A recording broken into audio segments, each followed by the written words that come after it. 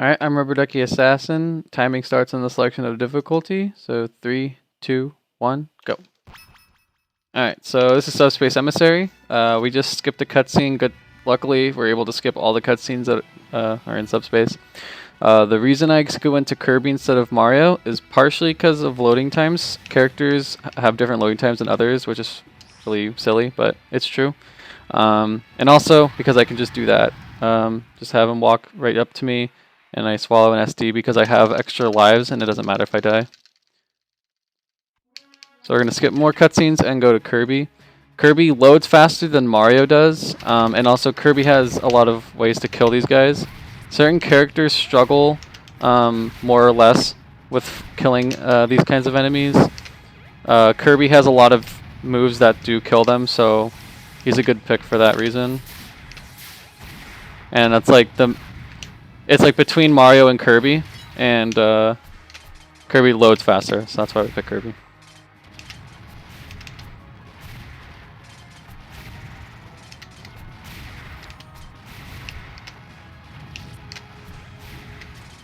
Oops.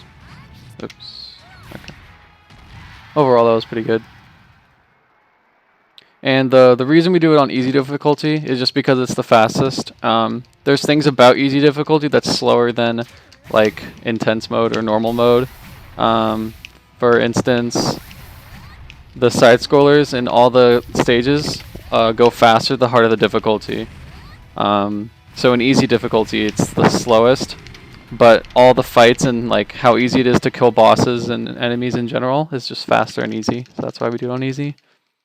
And we wanted to free, so you can either free Zelda or Peach, and that's going with how the storyline's going.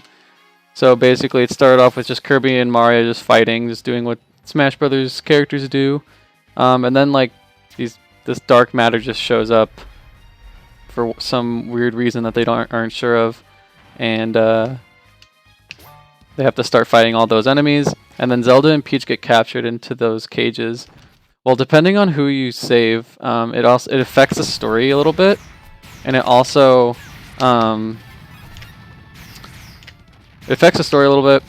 affects how fast we can actually be going. So like, whoever I saved right there, I'm going to be using here after this stage. And whoever I didn't save, I'm not going to be able to use for a bit. So you want to pick who, depending on what stages we're going to, you want to pick the best one for that. And we actually got really good RNG there, getting the Mega Mushroom. One of the more difficult things about this run is that there's a lot of, there's RNG in it. But it's not like the RNG I guess you would expect. It's more so I have to be able to react to what enemies do, whether they attack, run, don't attack at all, don't do what they're supposed to do, or do what they are supposed to do. So it's just a lot of reaction time and finding things that make it more consistent. And there's also a lot of strats like knowing which moves are going to kill, which moves aren't going to kill. So like for this guy right here, 2 back airs kill him, but if I were to do a forward air, I'd have to do another hit on him, which would be slower.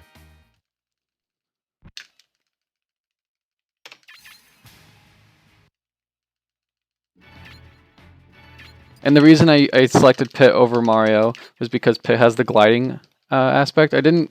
I messed up the timing a little bit, but you're able to just glide through most of that stage pretty easily, and I recovered it pretty well. So right here I selected Zelda because I can be Sheik, and Sheik's running speed's really good, even though I have to wait for the animation of turning into Sheik. And also, I don't have to do a ledge grab right at that jump that I just did. With Sheik, for whatever reason, I'm able to jump, air dodge, and then she just doesn't ledge grab. If I was Kirby, I'd have to either ledge grab or just go around the ledge. And if I was Zelda, I'd have to ledge grab or go on the ledge. But with Sheik, I can just jump right over it.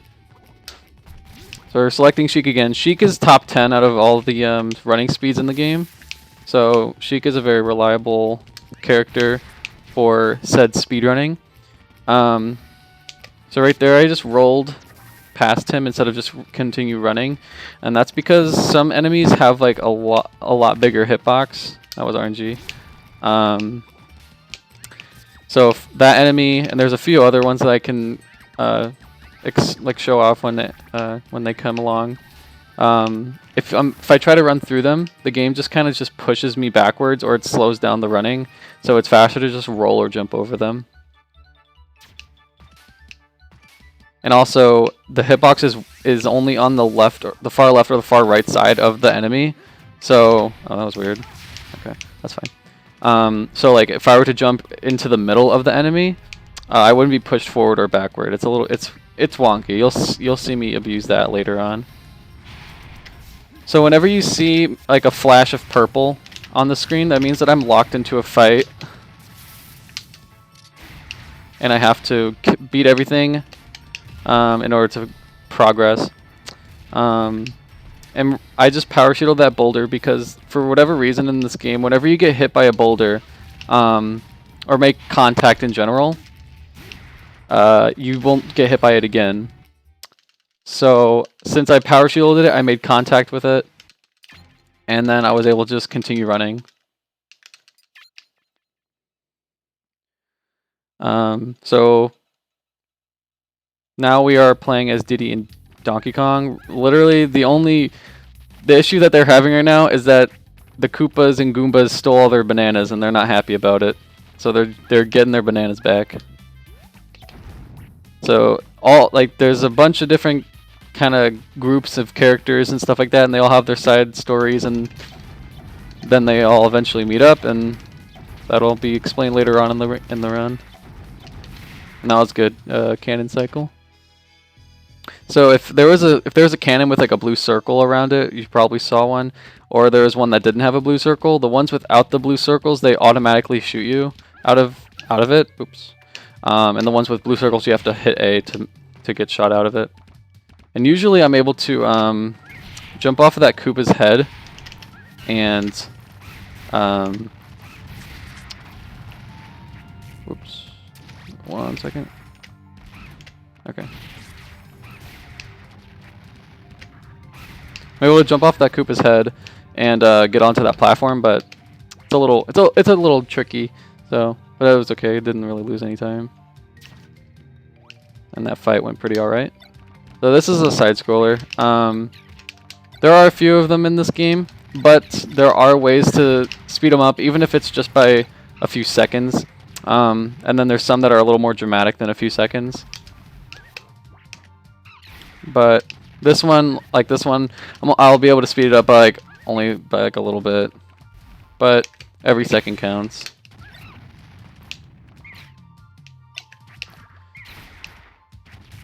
Oh wow. So I had a reflector. There's some items are like really helpful to have in certain sections. Sometimes they're not so helpful. Like usually a mega mushroom will be pretty helpful, but in some cases they won't be that helpful. So right here, I just use a visual cue after I know when the last cannon or when the last bullet bill shows up. So I just time my jump so that I can get into the doors the soonest as possible. So at that point, if I had a mega mushroom, I'd be able to jump higher, which would be like better RNG because I can get into the door earlier. But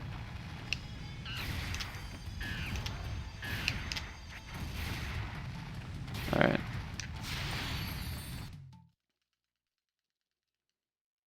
And another way to speed things up in terms of just the fights, whenever an enemy dies, they usually kind of like tumble, they like roll around the stage and then they disappear. The game knows when an enemy dies by when it disappears. So the sooner it disappears, the better. And certain directions of it getting hit towards makes it disappear faster, which I can explain in a few stages from now. I can show a really good example of it. But like, if I were to hit any enemy into, let's say, a soccer ball, because soccer balls have an actual hitbox, it instantly disappears once it hits the soccer ball, which is a lot faster than just having it like roll around. And the reason I picked Mario here is one, he's a lot better with breaking those blocks that I just broke by using down air. And he also does these fights a lot better than Pit does, even though we could use Pit's gliding in the beginning of the stage. But these fights are really what make this stage fast or not. So if these fights don't go good, then the stage isn't necessarily going to go that well. I tried waiting as long as I could to get that mushroom so I can have it for this fight. Oops. Okay. This is actually a good item to have right now. I like to have some kind of item going into the last fight. There's just a bunch of little fights here and there for this. And I like to have an item that kills when I throw it. And this is one, so. And I got a lot of mega mushrooms. Okay.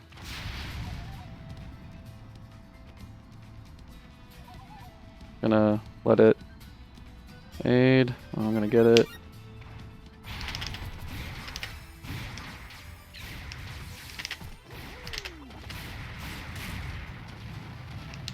Oh, okay. Still really good.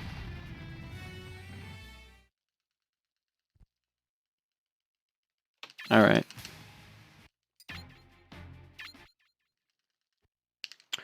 So, in the cutscene that leads up to this selection screen, Diddy's kind of at the end of the jungle.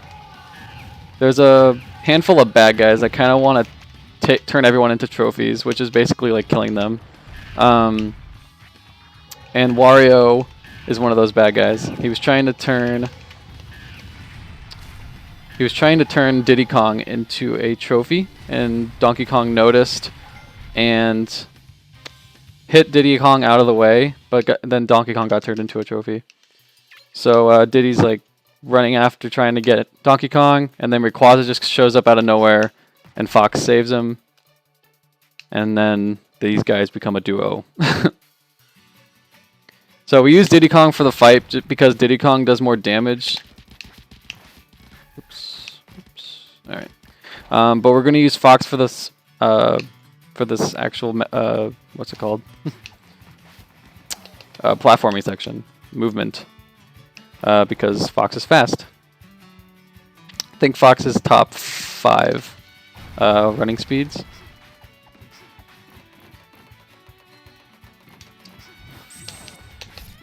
Alright. And we also get to see this interesting mechanic, I guess you could say, that this game has. It's not it's not in many stages, but if you saw a red or blue door, which we'll see right here, actually, there's kind of like, it's kind of just like, the best way for me to describe it is that it's realms.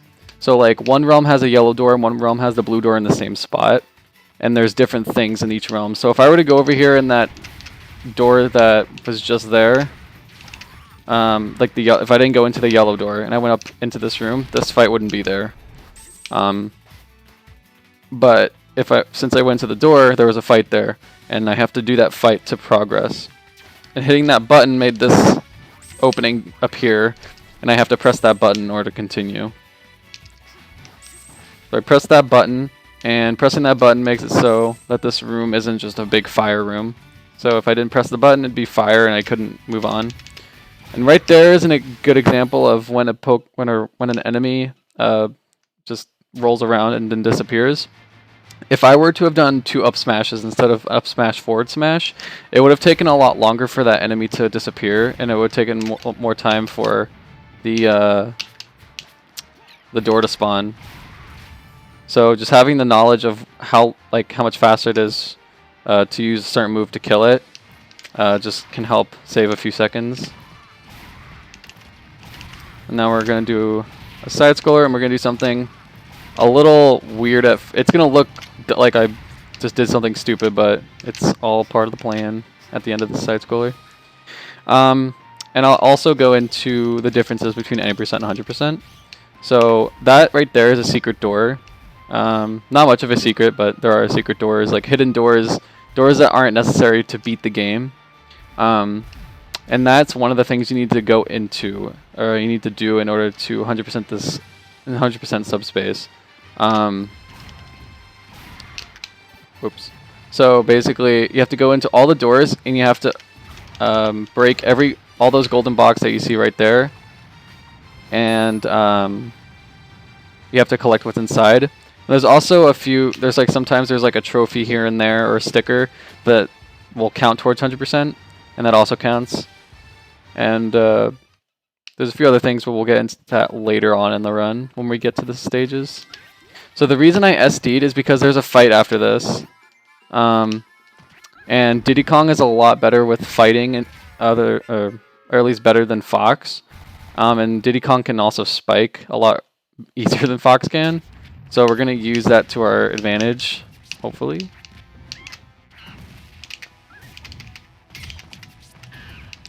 And we're going to get him off stage. Oh.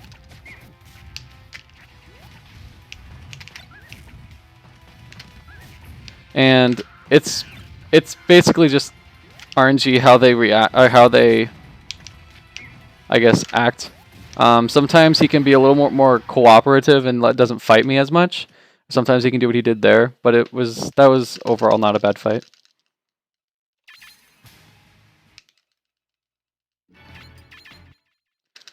And you want to be careful after the stages, because sometimes, usually, whenever you do get a new character, it'll say, "Oh, you got this character," and then you're able to do menuing. You don't want to mash too much, or you'll hit save, and then that's like 10 seconds just lost right there. Because then it loads the save screen, then you have to exit the save screen, and it's great. So, right here, no side scroller, but an interesting thing is in the game that shall not be named, there's actually a skip for this. They do a series of they pause and then they do some kind of camera weirdness, and then they exit. And then when they re-enter the stage, this whole thing is just skipped for whatever reason. Sadly, the camera is different or like the pause camera, I guess, is different in Subspace than it is in multiplayer, so we can't do that. And it doesn't matter if I lose a stock or take damage here, because it's just gonna heal me right after.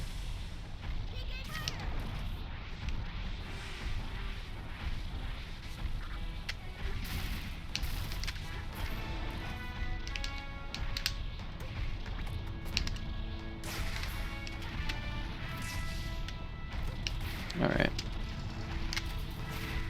And knowing whether or not you got 100% in a stage or not, in the map you'll see every place that you're able to go back into or whatever, or that you just came from.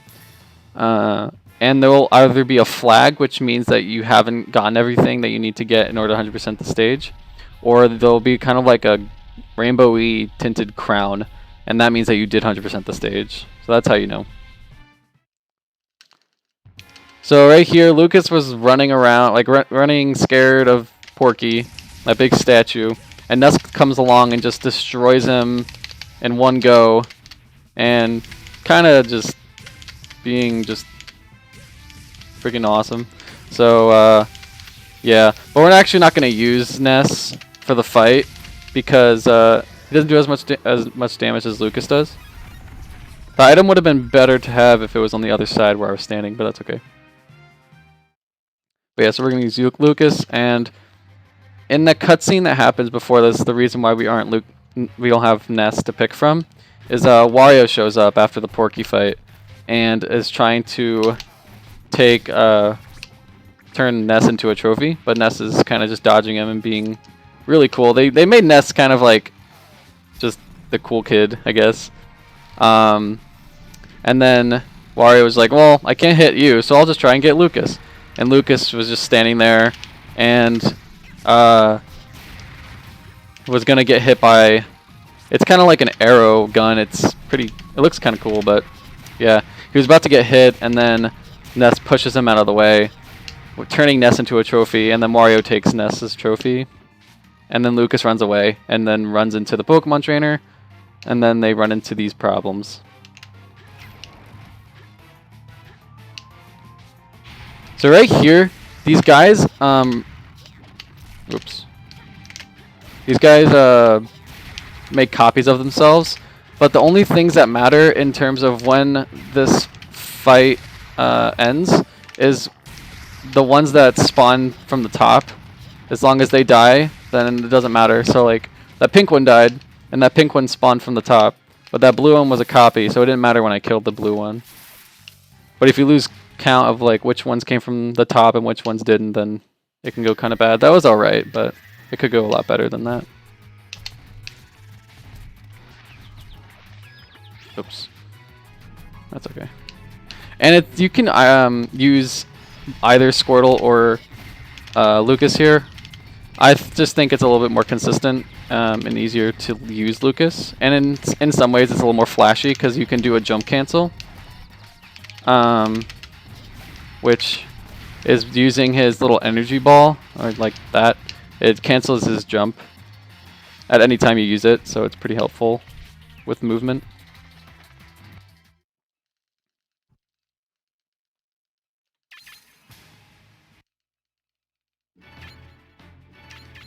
So there's save.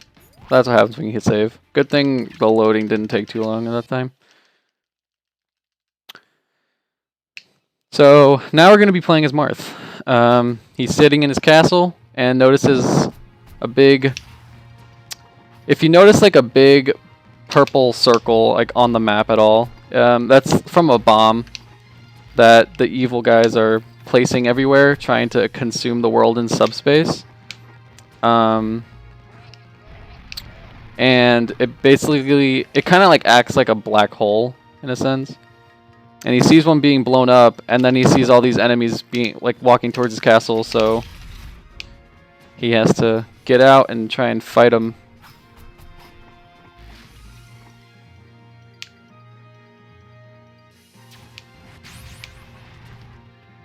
And hopefully I can get this movement. This movement right here is a little tedious.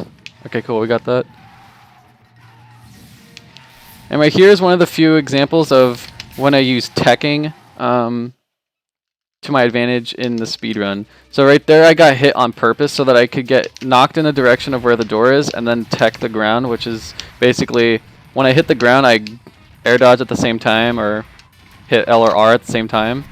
And I just instantly stand up and it helps a lot. We're going to use that more later, but that's one of the first examples of it. And the reason I picked Marth over Meta Knight, and the reason Meta Knight shows up is just because the really bad guys, or whatever, they took his ship, and they're using his ship to distribute all this evil dark matter subspace all over the map, all over the world. And he's kind of mad, and he doesn't know who to fight, so he comes out of nowhere and starts fighting Marth, and then they realize that they're both good guys, so they team up. And the reason I picked Marth is because Marth can kill these guys a lot easier than Meta Knight, even though Meta Knight is really well known for being good in Brawl. He's still very helpful, and we'll see that later on in the run, but in this particular stage, Marth is so much better than him, because it's less platforming and running around. It's more so just fights. It's almost all that there is. So that's why we use Marth.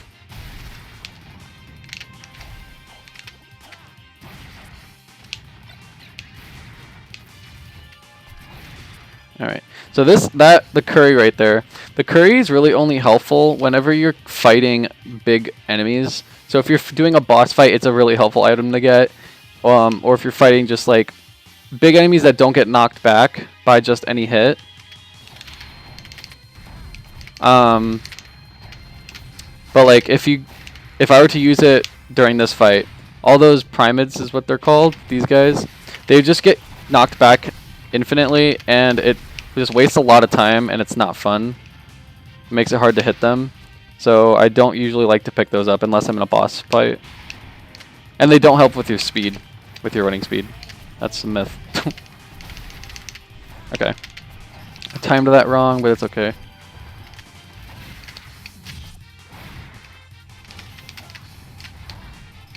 Oh, I just broke my shield. Okay. That's okay. And this guy, you have to be a little careful when you hit him. If you hit him on like the body part, like the bottom of him, he doesn't actually take much damage or anything at all. you have to hit him in the head. So that's why I do up smash, and you can do up smash with Marth. You do up smash, or you can do down air, and that kills him pretty quickly.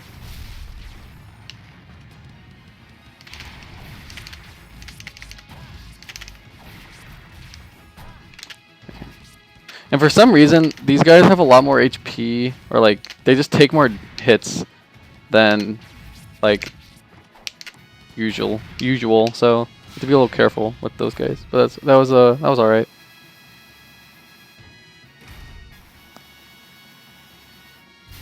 So now we get to see these minecarts. Probably reminds you of some specific games that we may or may not have played when we were children. And whenever you see like the yellow yield sign, it means that you should probably get out soon. But I feel like they somewhat kind of trick you with that one, because you have to stay in that in the cart in order to make that jump. Well, I mean, you don't have to, but with Marth you have to. So now Ike shows up. One of the main evil guys.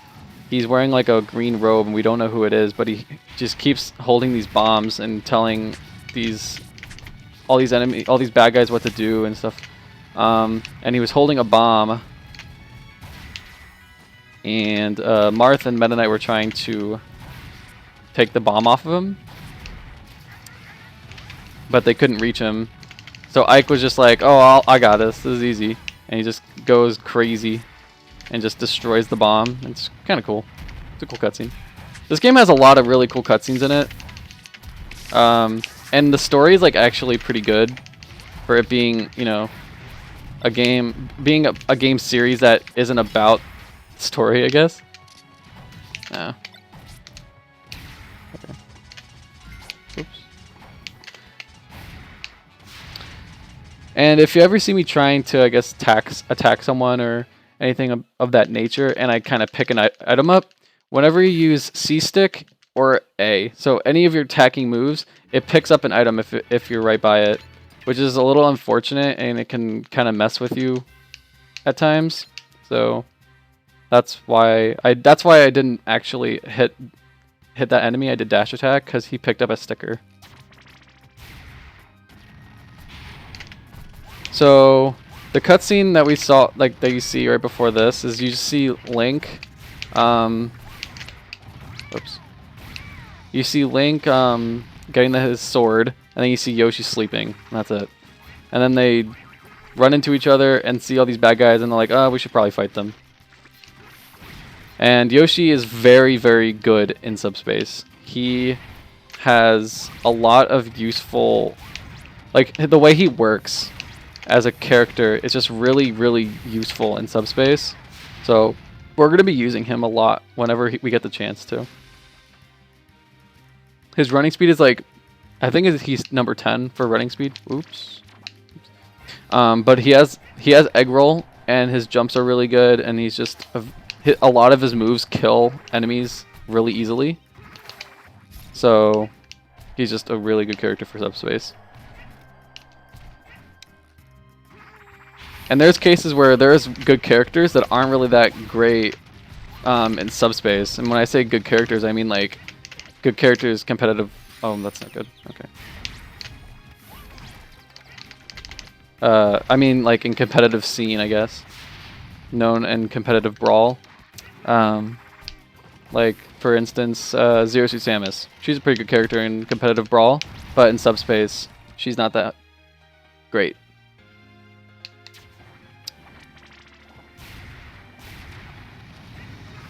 Just gonna jump over everything. And another great thing about Yoshi is that his egg roll has a lot of priority over all the other enemies. Oops. So I can just egg roll through like any enemy.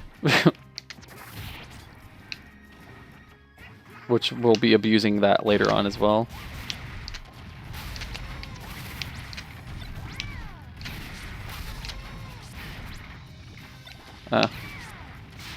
There's another example. I was trying to do down tilt and he picked up the sword instead.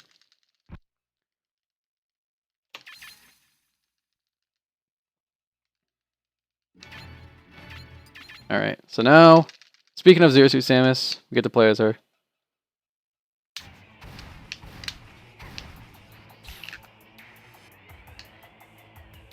So, some positive things about Zero Suit is that she is fast, and that's about it.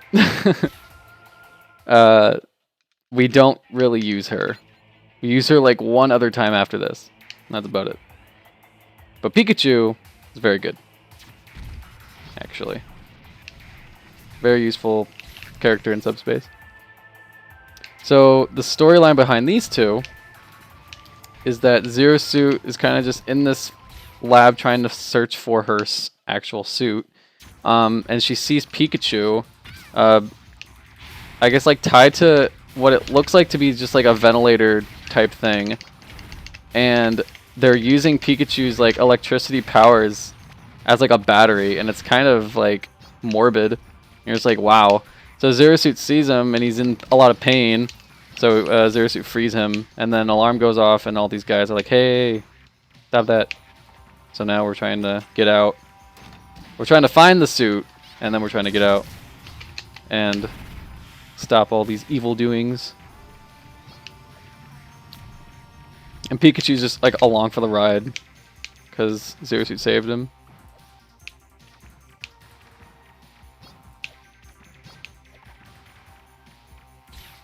And what I did there is actually skip having to get another key. So I got that first key and opened the first gate, and you're supposed to go up to the right and get another key and do a bunch of stuff. But since Pikachu has Thunder, it starts from a lot higher up, obviously, on the screen. So even though I was below the button, I just did down B, and his Thunder has a hitbox, so it hit the button. And I have to hit the button in order to be able to go into this door, or be able to complete this room, I guess. And there's two enemies that spawn right at the top, so I just mash that, and I have to hit the button. Technically, you could go into the last door that you need to go into, but you're just not able to do anything because those platforms that fall from the sky are up at that door that you would be at. Oh man, whoops. So like, I've tried finding some kind of skip, and there's just no way to do it. So you have to go do those two doors first.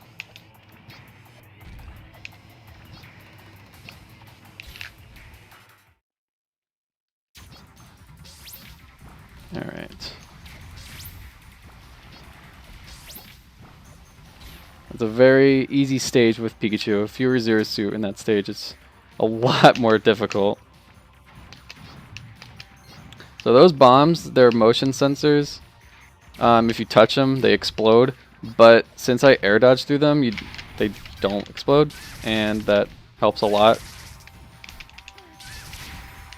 And there is an example of those guys, I guess, like rolling into each other. So they have hitboxes, obviously. So they just instantly just disappeared right there. So that saved a lot of time.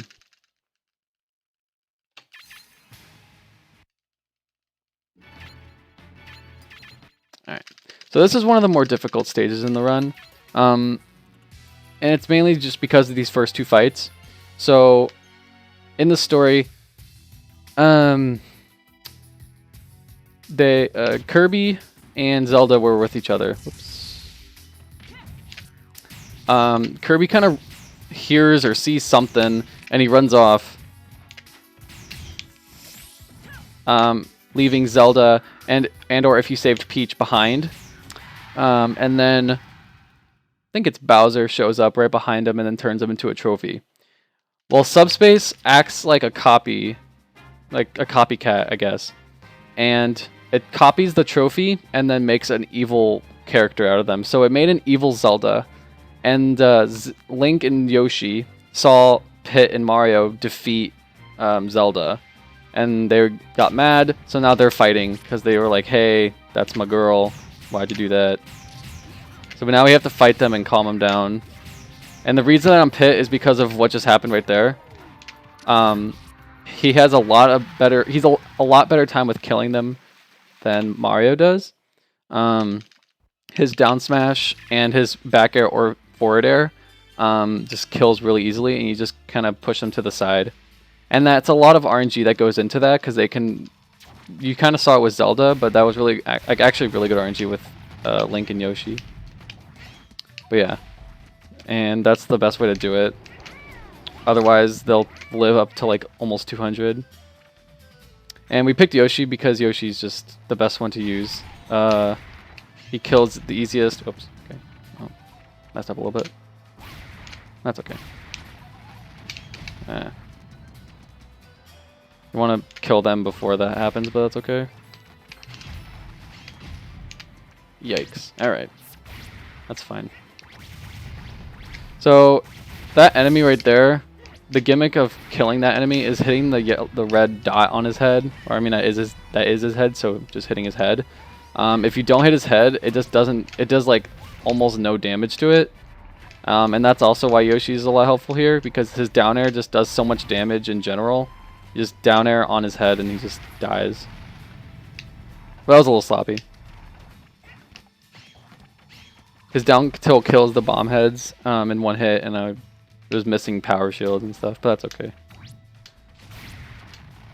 Alright, so I can just, if I felt like it, I could just die and just do this with Link. But I'm going to stay as Yoshi just because it can help my loading time just a little bit more if I stay as Yoshi. Because at the end of this side-scroller, I'm just going to select my characters again, and we select from the same ones. I don't know why they do that. They sometimes just make pointless character selections. Sometimes they don't have enough character selections in a stage. So, I don't know. But I'm going to stay as Yoshi just to make it so my loading times are like a little bit better. But if you die here, it doesn't matter. You have the same selection of characters after.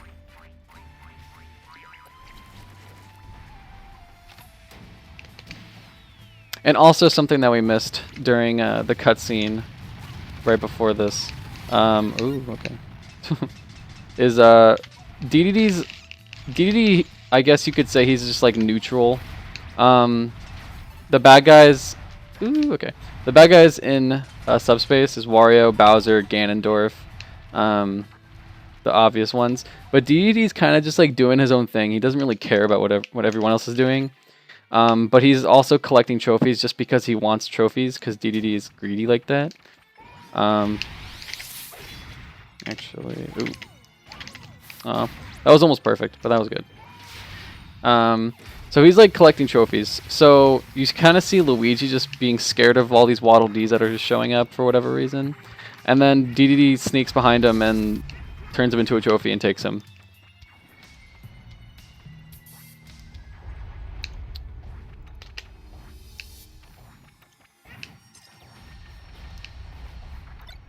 Okay.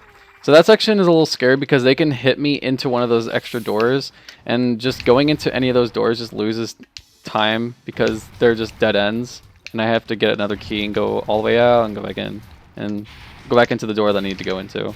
So good thing they didn't hit me, because they can just hit you right into the door and it's not fun. Oh shoot. Oh, I don't want this.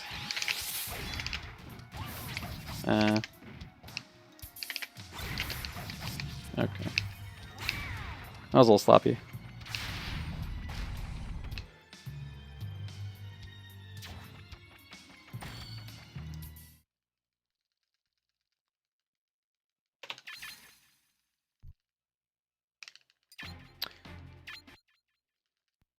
Okay. So, even though Lucas has his jump canceling, Pokemon Trainer does have a lot of uses. We are going to use him more often than Lucas, somewhat. Squirtle's running speed isn't that bad, but he also has his side B, which is kind of like Yoshi's egg roll, except it's not as good. But if you go downhill with Squirtle's side B, then you get more speed than you would if you were doing it with Yoshi. But you can't go uphill with Squirtle's side B.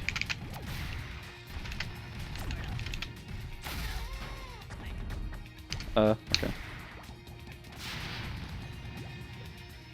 So the game usually just kind of wants you to go down and go under and all that fun stuff, but we're just going to take a damage boost and jump over these two guys and just continue onward. It's a lot faster and looks cooler, I think. And Lucas can do that jump too, but it's not as consistent. And if I have to do Lucas's up B to get over it, it's a lot slower than using Squirtle's up B. And Squirtle's is super consistent.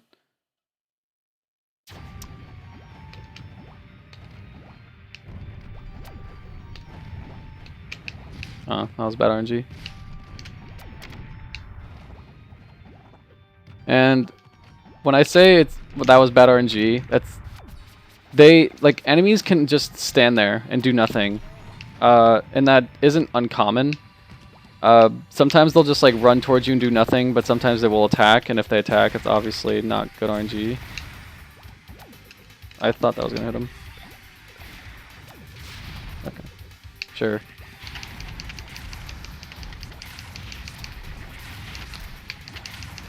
So these guys, you have to be careful and try and kill them as fast as possible, or they will like do a long animation of them like growing, and you can't hit them when they are growing, so like you just have to deal with it.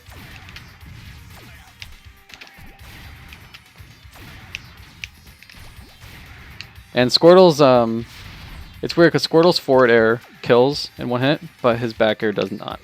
So I have to be careful with using forward air and back air. And with these guys, I have to do forward smash. His up smash does not kill them. Oh, I missed. Okay, that's fine.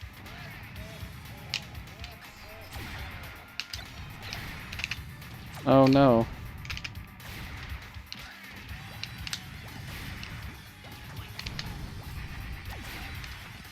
Okay. a little sloppy, but we got there.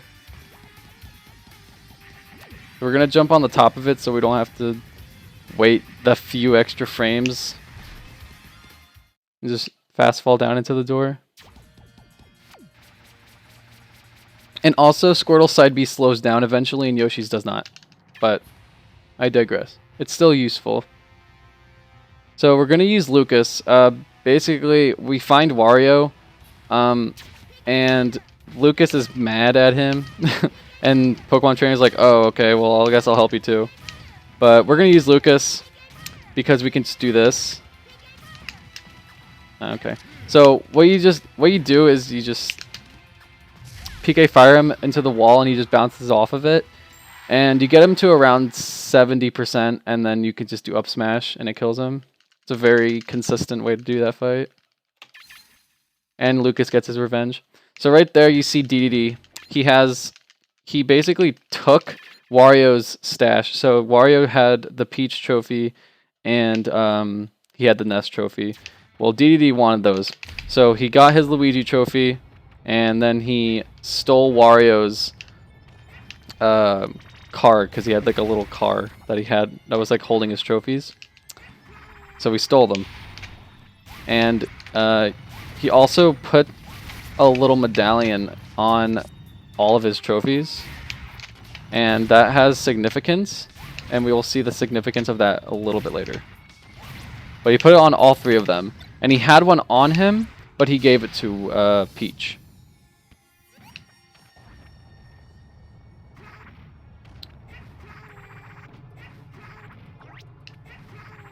Okay.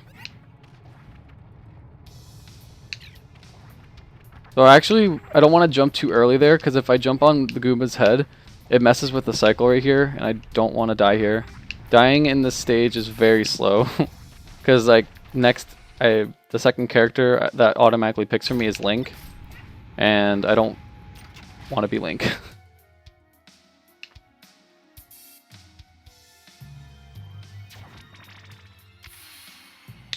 Okay. And Yoshi also has that jump cancel that I just did with his neutral B. So we use that sometimes. Oops. Okay. So a fun thing about Koopas is that if you don't kill them in one hit, they will respawn. Oh, that's unfortunate. Oh, this is not good. Okay. That was a little extra, but that was okay.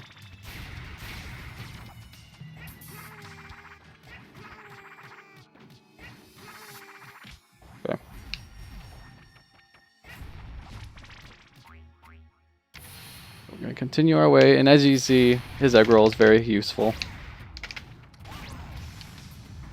Oops. Okay, there we go. I do that so that he dies sooner. You don't have to watch him roll all around.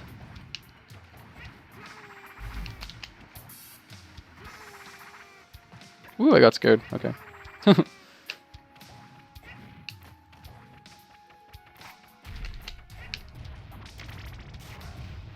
Alright.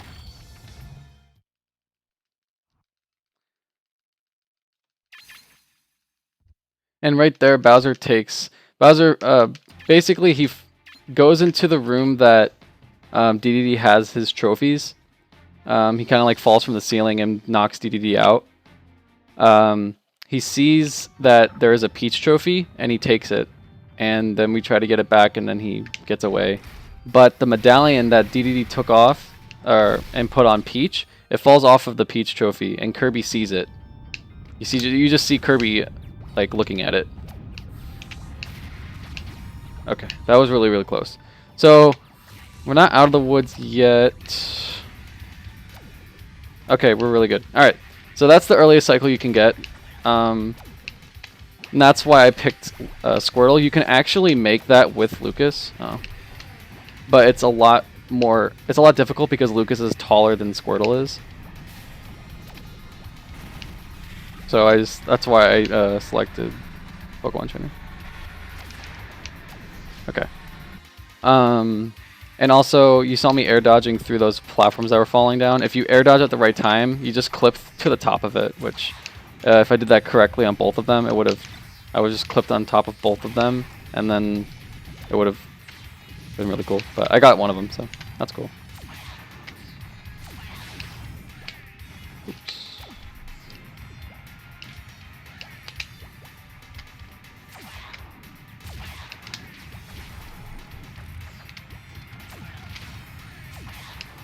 So this is kind of a longer side-scroller, but we're going to be able to skip the whole end part of it, and it saves quite a few seconds. Not a whole lot, but it does save a bit of time, and it is showing off something we're going to be using a little bit later as well. So we're just going to we're going to fall down here, and there's going to be a door that we're going to be going into. Speed this up.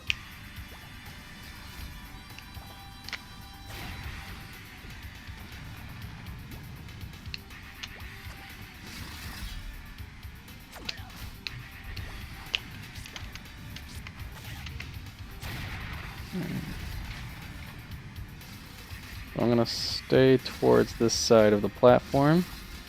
Oops. Oops. Ledge grab and fall into this door. So going into this door, this is a secret door that you would have to go into for 100%. But the reason I go into it is because it stops the side scroller completely, and I can just fast fall to the end and just go on with my merry way. So that's cool. We'll see more dramatic versions of that later on, but that's the first one.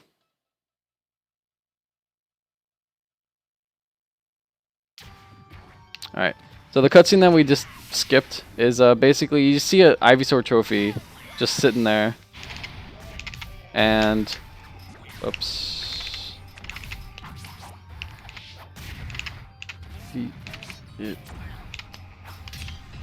Okay, this is a little sloppy. Okay. I did the wrong move. I did up smash instead of forward smash. Okay. I did up smash again.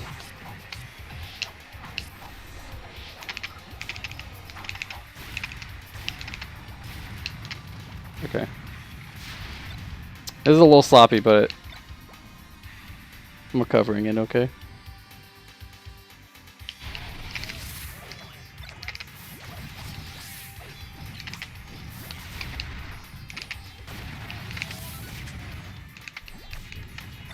Oh, okay.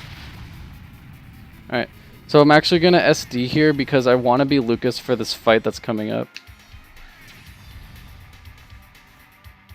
You can do the fight with Squirtle or Ivysaur, but I just think it's a little easier to do it with Lucas. We have to hit all these buttons to open these doors. And if you wait too long, the doors will close.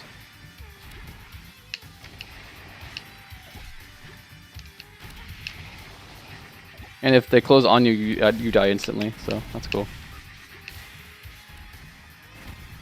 And there is an instance of that enemy that has a really big hitbox. If you jump into the middle of it, it doesn't matter. It's like almost like he's not even there.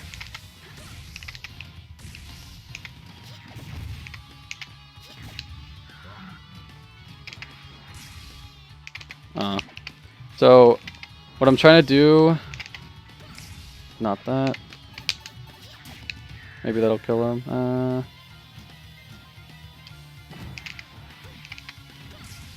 Okay, that works. So what I was trying to do is the sweet spot of Lucas's back air spikes. So basically the strategy is just get him off stage and spike him. But it's a sweet spot, so not the freest thing to get. So now we finally get to see why Meta Knight is also good in subspace. His mobility is very good. His running speed's fast. He has moves that help him with movement. For instance, his neutral B. Just let me jump over all of that and just get right here. And getting over those enemies are very big deals. Like, you don't want to have to fight that and or set up trying to jump over him again, and it's just a pain. So he has that. And he also has a glide like Pit does. That's very helpful and we'll be using often as well. So he's very useful. And since there's like actual movement that matters in this stage, we're gonna be using Meta Knight over Marth. Even though that's not the right move. That's not the right move. Okay. So I'm supposed to tornado through those two guys and I can just literally just tornado right through them, but I was holding sides. But that was okay. I power shielded. We're gonna power shield through these. Ah, missed it. Okay.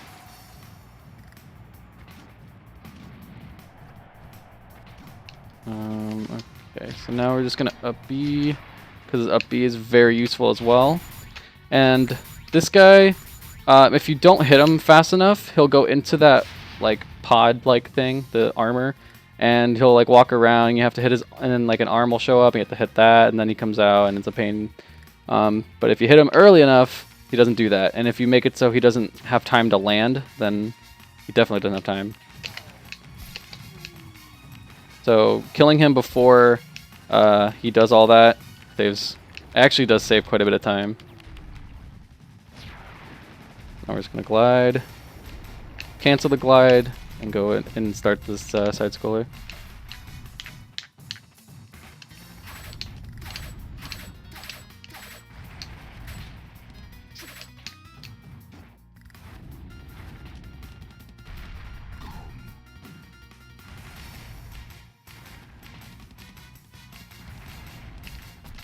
Oop, okay. So, like I said earlier, you haven't really noticed it much because we haven't had to deal with any of those specific kinds of fights. But you'll see it later that Meta Knight does struggle with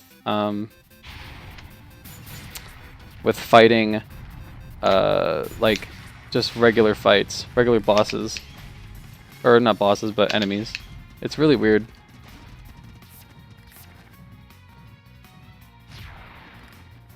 Ooh, that's not good. Okay.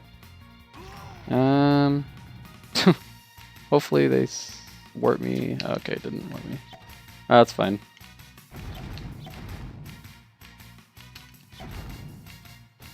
Okay. Little hiccup, but that's okay.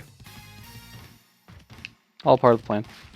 If I was a little bit more to the right, it would have spawned me right where that platform was starting, but it's okay. So another good thing about Meta Knight is Meta Knight does a lot of damage to bosses. His neutral air does a lot of damage, and his down smash does a lot of damage. So I just sit here and do this. Or I do this.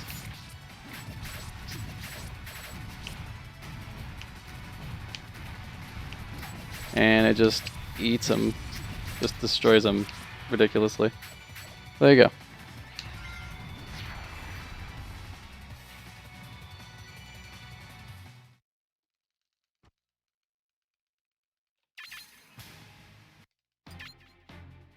And this is the longest section in the run, so be prepared, get some popcorn, just chill and relax. So what happens is that we fight Gallium. And then he jumps off the cliff that he was on when we were fighting him, and he falls into the ground that he lands on. And that just happens to be the ceiling of where Lucas and the Pokemon trainer were, so coincidentally. And then we have to fight him. And there you go, there's the longest section. Thanks for watching, guys. And also what happens there is after the fight, the boss gets like mad and he grabs Lucas and Pokemon Trainer and he starts to fly up and he actually has a bomb implanted into his skull. So he's basically gonna just... He took Lucas and Pokemon Trainer, holding them, and was gonna explode, like kamikaze style. So Lucas was like, let's probably not do that, because the Pokemon Trainer was like fainted or something. I don't know what happened to him. So he PK Thunders, breaks the arm off of the robot, and then the boss starts to explode right after that happens. And the bomb, whenever I say a bomb, I mean like the subspace bomb that makes the black hole. And they're falling, like, it looks like they're just gonna fall to their death, and then Meta Knight saves them, swoops in and saves them. And then they fly away.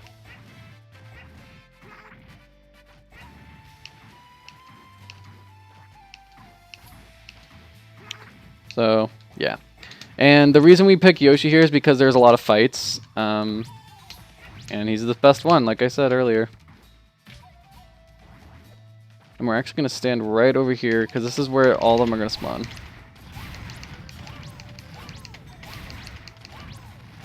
Alright, so let's kill all 4 of those, and kill this one. There you go. There's their fight.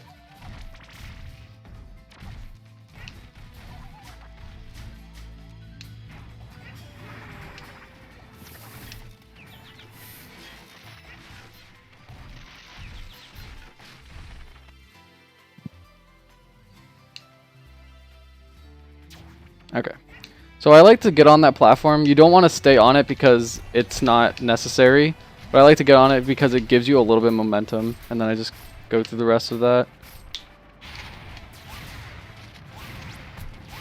Oh, that's such unfortunate. Okay.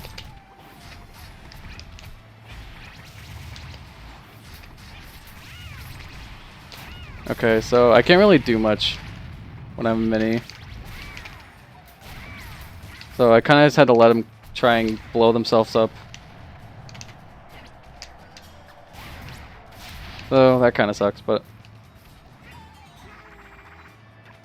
nothing I can do about it.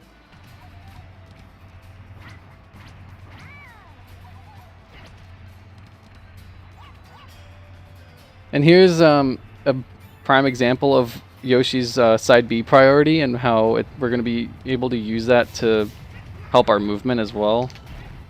Oh, whoops. Oops, okay.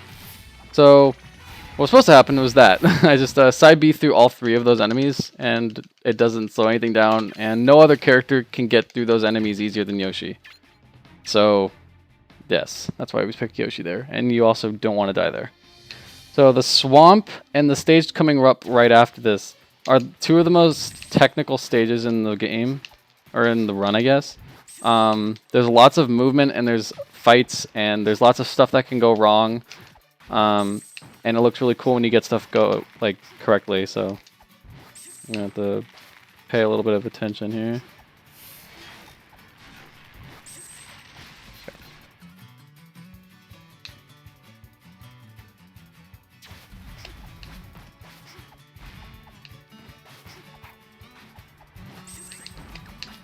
Oof.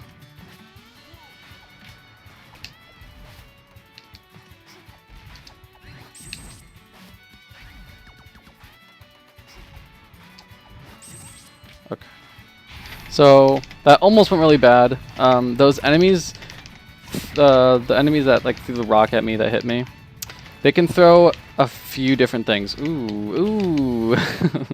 Okay. They can throw a few things. They can throw food, which would be helpful. They can throw nothing, so nothing that has a hitbox, just little picture-looking things. This isn't good.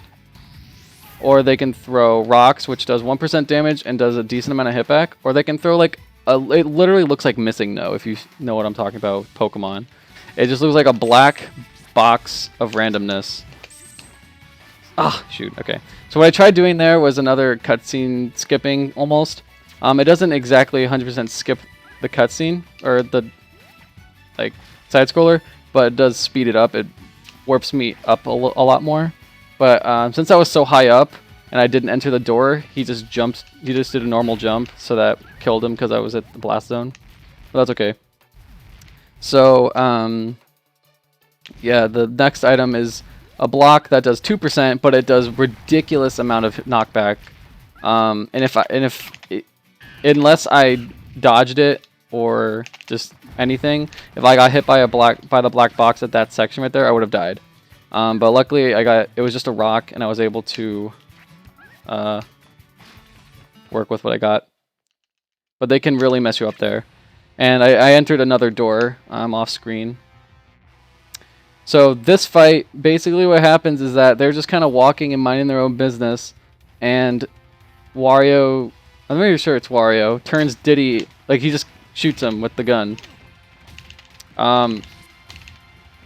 Okay. Okay. And then they copy, like the dark matter subspace copies Diddy's trophy, makes him into a extremely giant Diddy Kong, and then they bring Diddy back to life, and then they fight the Diddy Kong. And Falco shows up and helps them. The reason I chose Falco is because there's like a few ways you can do that fight. But the way I like to do it is I like to do a dash attack, pick a side that he's at, so whatever side that he's closest to. And then you do dash attack, forward smash, dash attack, forward smash. Oops, that's unfortunate. Oh, well thanks game. Alright. Until he gets to the ledge. And the reason that works is because his hitbox is so big. And if he cooperates, he doesn't like tech or do any attacks or something like that. The RNG there was like okay. Wasn't nothing to be excited about, but getting a little scary with all those down tilts that he was doing. He does a lot of damage because he's so big. Alright, so now it's just a lot of movement. We're back to Fox because movement. Falco isn't that fast in this game.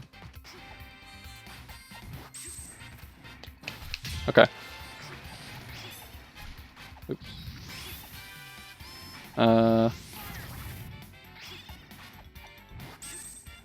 Okay. That was a little sloppy. But that's okay.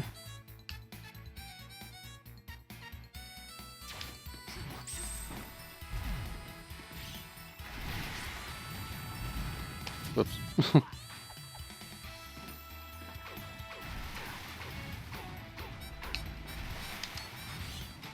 Okay. So here's the prime example of the Koopas trolling you if you don't kill them soon. Or kill them in one hit. Okay, good. If I missed any of those, I would have had to, I'd have to like get them off screen so that they can respawn, and then I'd have to kill them again. And it's just really obnoxious. And luckily that didn't happen because his forward smash kills them. Okay. So now we're gonna get into the door early. The door's still there. We just got in there before you could see it.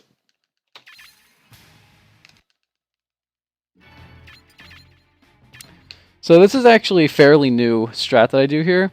I actually picked Zero Suit Samus in the beginning. I used to just pick Pikachu. But Zero Suit Samus's running speed is a little bit faster. And she has... Her moveset makes the ending of this section a lot faster. So you'll see that in a second. So I did all that. The hard part's over, so now we just get to do the fast part. We have to press that button in order to move on, then we have to wait for the lights to go back off. So right here, there's... oops. Well, I said it was the easy part, but it wasn't.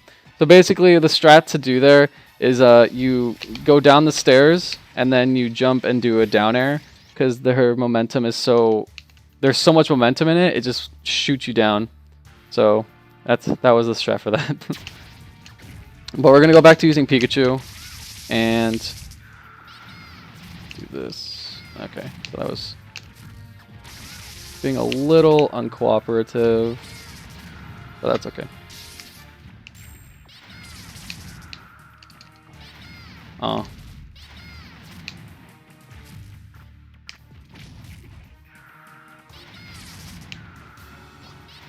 Oh man.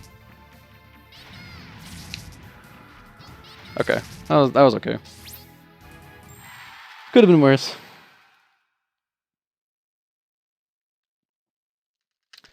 And we're actually going to be using Samus now. So Samus gets the suit. She has to fight those shadow suited Samuses. And then she gets her suit finally. And she gets her suit, and then she gets worse. So hope she's happy, I guess. So we made good cycle. You have to be really careful here. You do not want to die. We are going to... This is another really technical stage and has like cool stuff in it.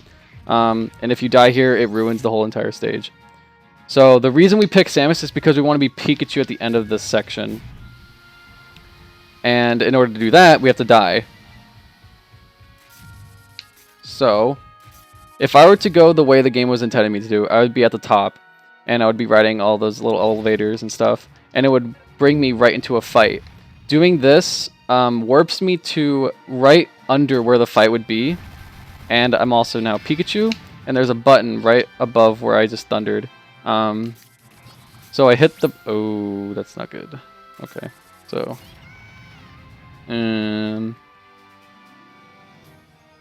okay. So here's what I'm going to do. Usually he does the second jump to the up B. But since that didn't happen, I'm just going to do this with Samus. And I will just SD. So I can be Pikachu and do the skip. Because since I'm so close to the door, it's going to warp me right to the door. So I basically did like a death warp fight skip. And then right here, you're supposed to do 2 different rooms. And then do like a bunch of movement to get to a room that has a button that you need to press in order to move on.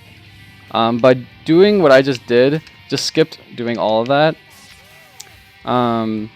Took a few tries, but it's a little precise. You have to get the right angle. You have to jump off of that box, wall jump, and then do another jump, and then do another wall jump. And then you have to up B twice, and you have to get the correct angles. So it's a little tricky. It saves about 20 seconds. And we're going to be Pikachu for the Ridley fight. So the reason we're going to be Pikachu is just because we can do up smash, and up smash does a decent amount of damage. It's just better than anything that Samus can do. What we really hope for is to get like a bazooka or a cracker barrel or whatever it's called, cracker cannon. Because that does a lot of damage to it. That does a lot of damage to any bosses. We kind of would like that for like any boss fight. And luckily we had that bomb box right there, so that was helpful.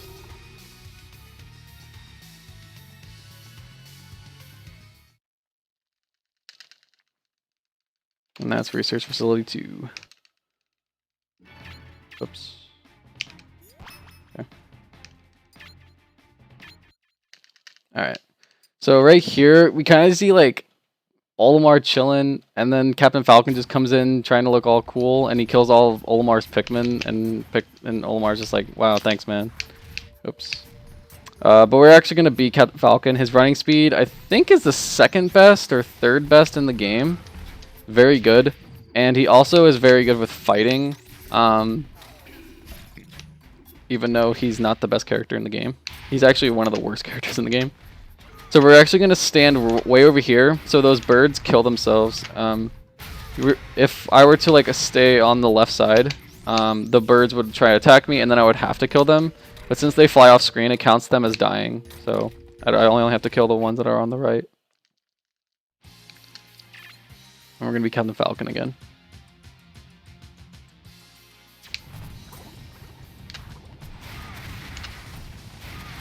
You could also be Donkey Kong. Donkey Kong is very good with fights, but I'm going to pick this up now.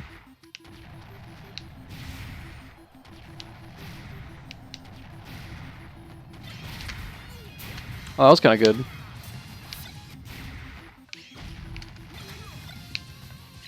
Wow. This is kind of interesting RNG. The hammer isn't always the best item to get either. Because you can't run with it or anything. But if it's kind of like this and everything's kind of coming towards you or next to you, it's kind of worth it. Or if you have like big enemies. Ooh, that's a bomb. Ooh, no. Oh, that's unfortunate. Okay.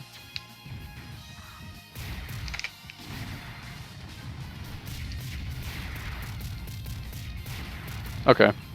Well, that's okay.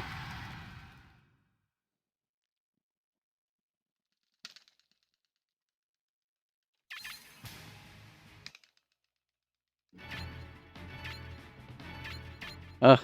Stop being saved. Stop. Okay. So now we finally get to see the ice climbers. Hashtag bring back ice climbers. But we're not going to use them. It's weird because the stage was kind of almost like it was made for them. It's an iceberg-esque stage and like it has their music and everything, but they are really bad here. They're not. Their platforming is really weird. We have Meta Knight to pick from, so that's not helping them. Yeah, it's just not a good idea to use ice climbers. So that's why we're using Meta Knight.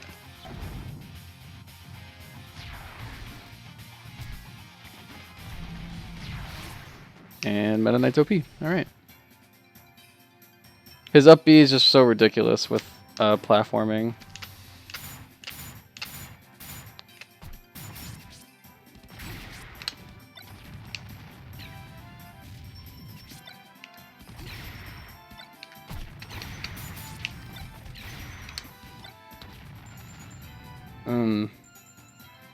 So basically what's happening with the story right now is kind of everyone's starting to come together now. Like all the groups starting to come together. The reason Meta Knight isn't with like Marth and Ike right now is he got separated because he was trying to like get the ships and stuff like that. So he got separated, but it won't be for long. And he runs into the ice climbers. The ice climbers are just kind of chilling, doing their own thing. So he kind of just tagged along, I guess.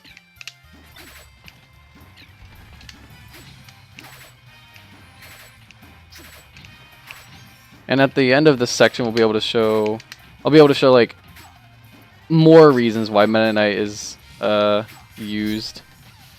What about him is so good?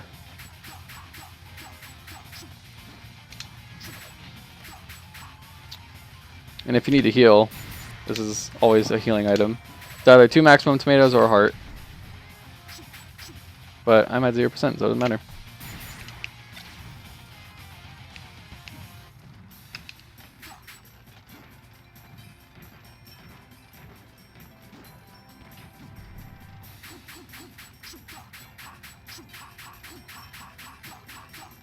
And we're actually going to skip the ending of this.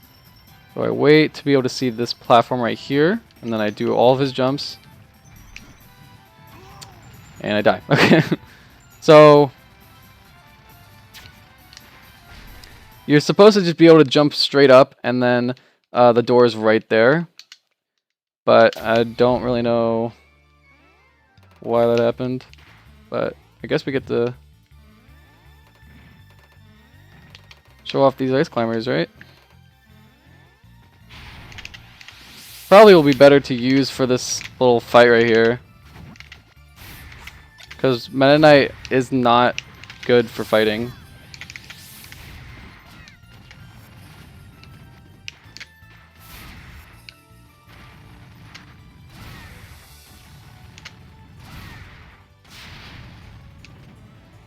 So we'll just, we're almost near the end of this platforming section, so we'll just do this with ice climbers. And that wind was actually blowing us in the direction that it was going. It wasn't just for aesthetic. All right. So we get to the top of this mountain, and then we see Lucario just chilling. And I think they just kind of feel like fighting. Nothing really happens. They just want to fight. I don't want this. I didn't want that. So now we're fighting, and we have the option to be Lucario or Meta Knight, but Meta Knight is just much better. Okay. We're not getting the strat that we want. The strat to do is to down smash at the ledge.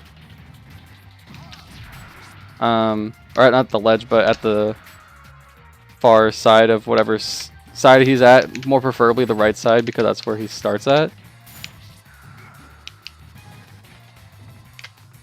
He has to kind of cooperate, so that's okay.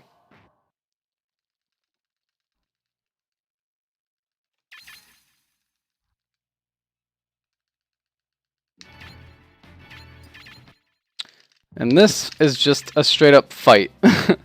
So Yoshi is who we're going to use. I mean, you can use Mario or Kirby, but Yoshi's just the best one to use.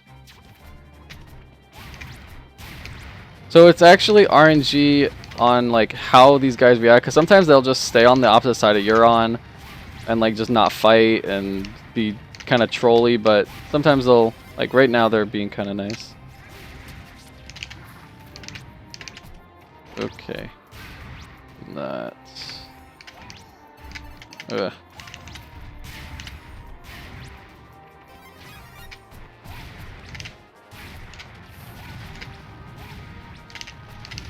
Oop. Alright. Oh, I wish that Starman wouldn't have died.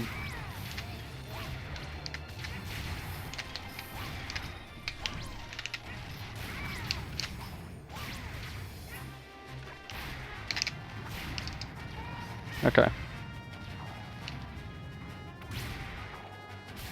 Oh, that's pretty good.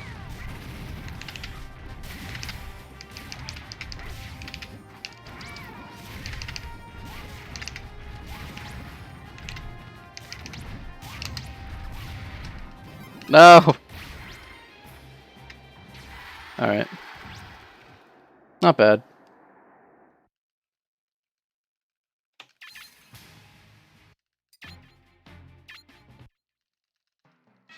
Alright, so if that music doesn't sound familiar, we get to use an interesting character now. They were hinting towards this character earlier with a few cutscenes here and there, but nobody saw him or anything. He was hiding in a box. So this is Snake. We're not going to use him often. He's too slow. His dash attack is really good, but he's just too slow to really be useful in Subspace. You can use him in the fight at the end of this section. Maybe I will, maybe I won't. Well, I guess we'll see. But Meta Knight does just as good of a job than Snake does, so it doesn't really matter. But I'll use Snake for... Oops, okay. So the gimmick for this area that we are in right now is that we have to... there's 3 rooms with 3 portals and those kind of like greenish platforms that we just saw at the middle of the room. We have to make all those go away so that we can move on the stage.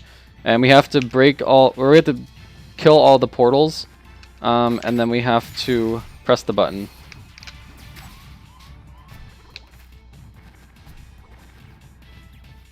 Alright, and then we're able to go down into the door.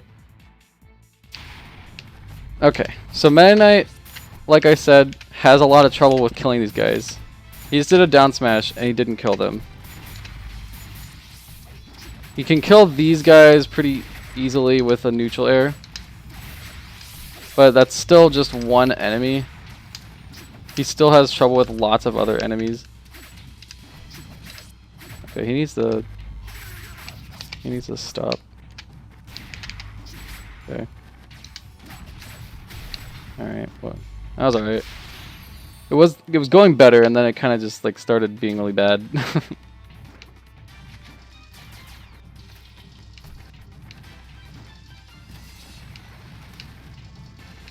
So we're gonna dash a little bit, and then we're gonna use neutral B, and he can just go right through those guys. So I don't have to do any power shielding or air dodging or anything.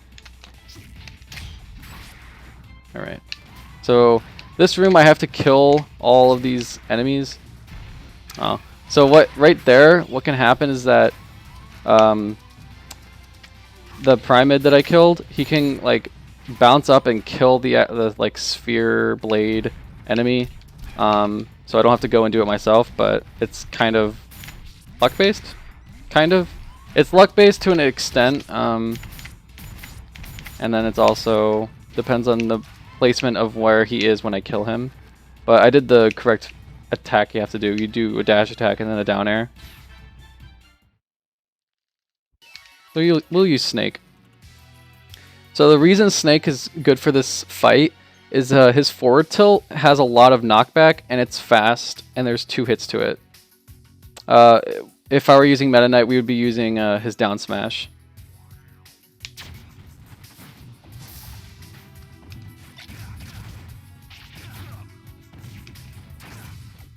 So we're just basically gonna try and just get them to the ledge.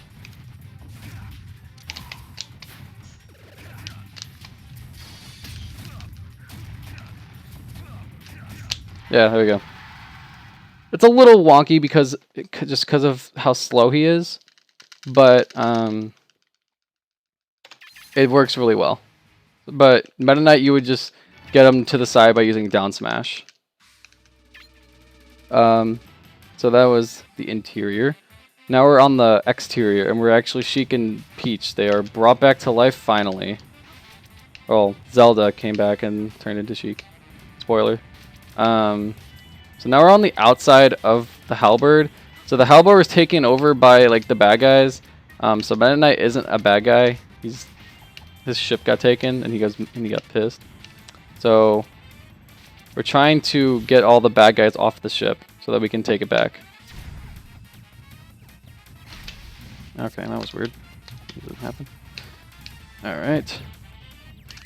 So I like to kill that enemy because usually it ends up trolling me, and you just want to get through that section as fast as possible. So you want to kill one of the enemies that have projectiles.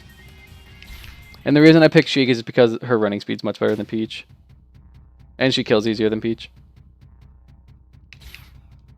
And shout out to that one enemy that we see, that like you saw, that just doesn't show up ever. You never see it anywhere else. And that was like a fun example. So for some reason, sometimes they'll like just go out of the way.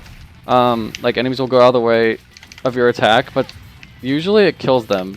Well, I mean, not usually, but sometimes it can kill them. So you need to die. You need to die. Okay.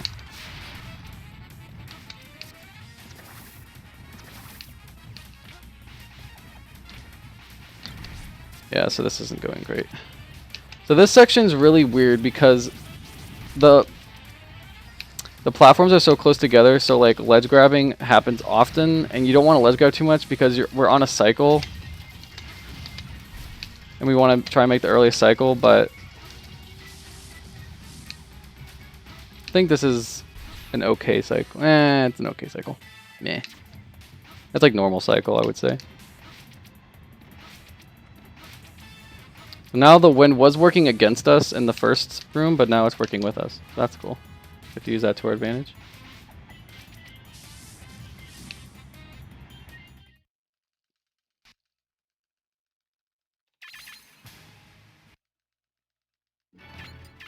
Alright, so this is just a pure fight. We're gonna just hope for good RNG and get a good item, because none of these characters really can kill that great. Sheik is the best one to use just because her up smash has multiple hits and it just does a decent amount of damage, but it's nothing to be excited about. It still takes a bit, so we just hope for good RNG.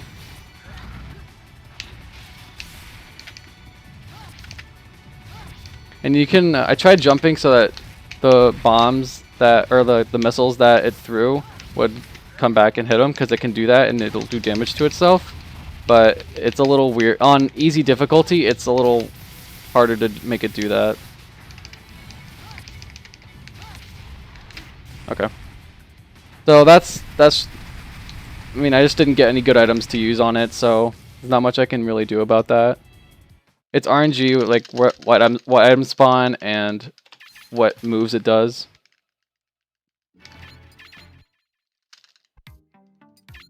So right here, I'll go for it, just to see if I can show it off. But if I miss it once, I'll just do the normal way. So the gimmick of the stage is okay, I messed it up. So the gimmick of this stage is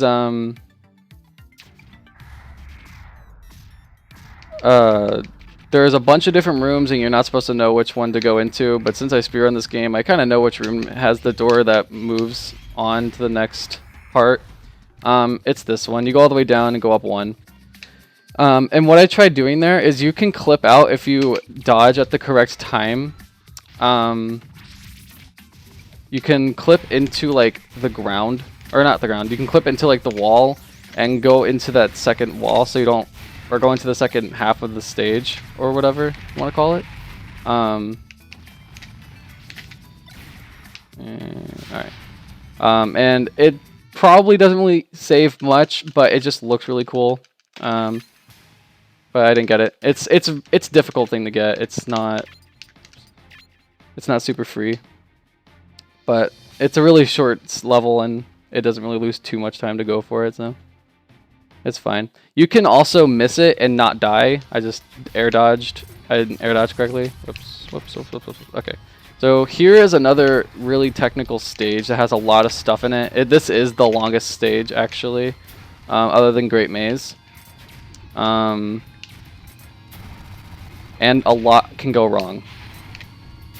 So let's hope everything goes to plan.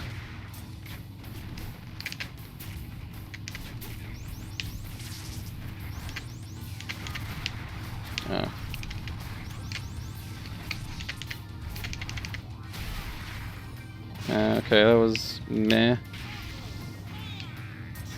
So the reason that this stage can go, like, one of the first things that can go bad, at the end of the first section of this whole stage, I got into the door a little early. There's a section where I get, I guess, like catapulted towards the end of the stage, but a lot of the time the camera just doesn't like catch up to where I am, so it just kills me because it thinks I'm in a blast zone even though I'm doing what the game's telling me to do. So that happens, and I don't really know how to not make it happen, so we'll just see what happens. Oh, okay. Alright, so we have to hit these buttons. That's what the first button I did was. That's why I had to go up. I have to hit that red lever looking thing. I have to hit the buttons in order to go into the door that progresses the story. And there's 3 buttons that open up the door. I had to press all 3 of them.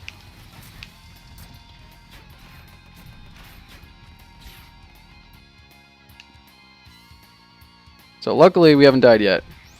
That's a good sign. And that's also why I selected my second character in case I did die. I want a decent character, because if I were to do it like just mash, I would have gotten Olimar, and Olimar is not a helpful character for Subspace. So, okay, I did not die. That's good. So right there, the camera will just sometimes not catch up and it'll just kill me. But luckily it did, so we are good.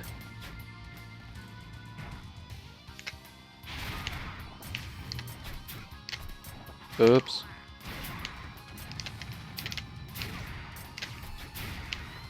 Okay. So you want to kill those guys as soon as possible, because the walls close in, and if you don't get that cycle, then it's super duper slow. So I want to get that done as fast as possible. And there's the first half. It's more like a third of it. And then this is the second, third, and then the last part is after this fight.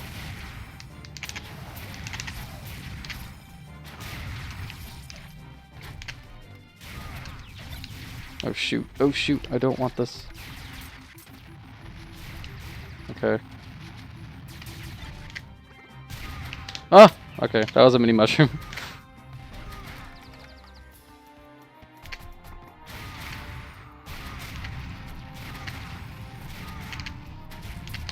Ooh.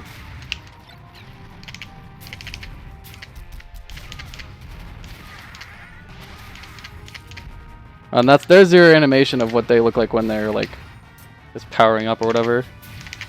And I can't hit them during the animation.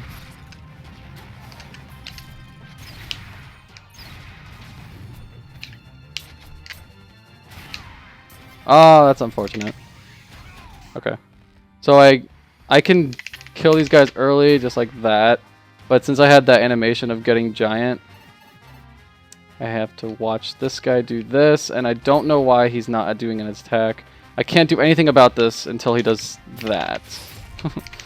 So that kind of sucks, but that's okay. Overall, that was a pretty good fight.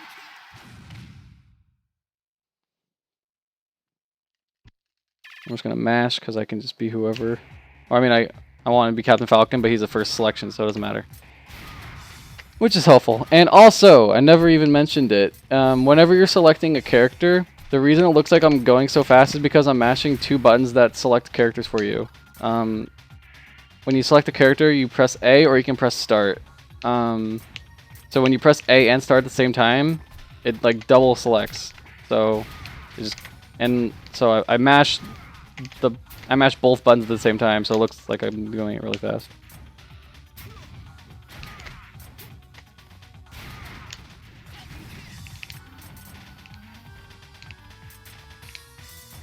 Alright. This is a tiny little side scroller. The ending of this is like this. There's this, and there's one more room. There's side scrolling, but there's two really cool strats that I do coming up right after this little section, and then there's one right after this room that I think is really cool, especially if I get it correctly.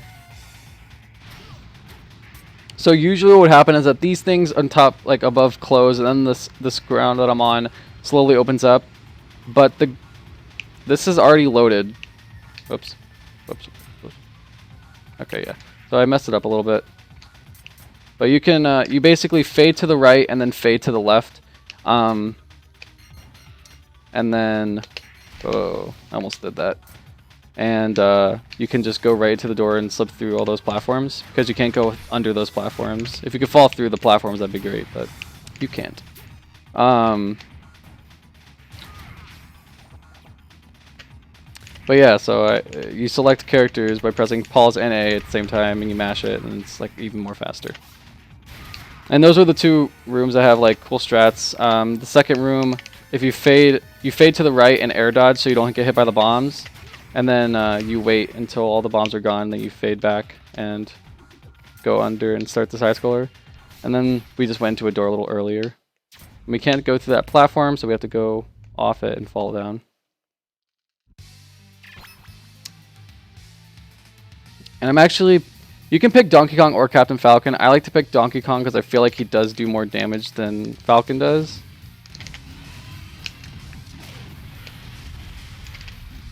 So yeah, this is the Meta Relief fight. and this is what you do with it.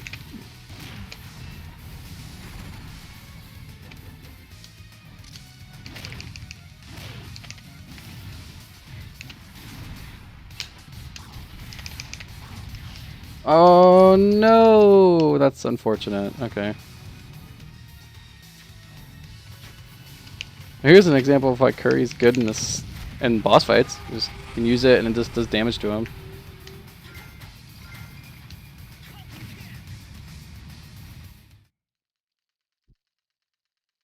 There's 2 cutscenes there, so you have to master both of them.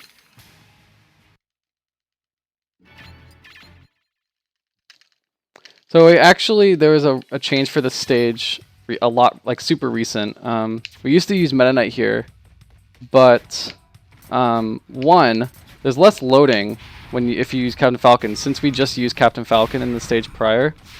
And also, Captain Falcon's just better here because it's not really any movement, and it's more fights.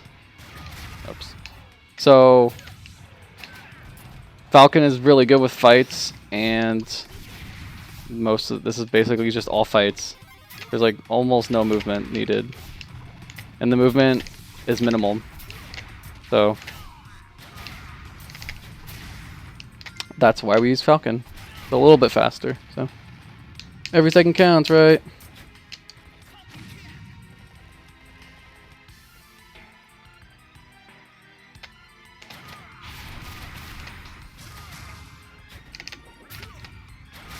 Okay, so we have to just kill all those portals. And then we have 3 big fights that I can't really mess up. Okay. This first one. Oops. Okay.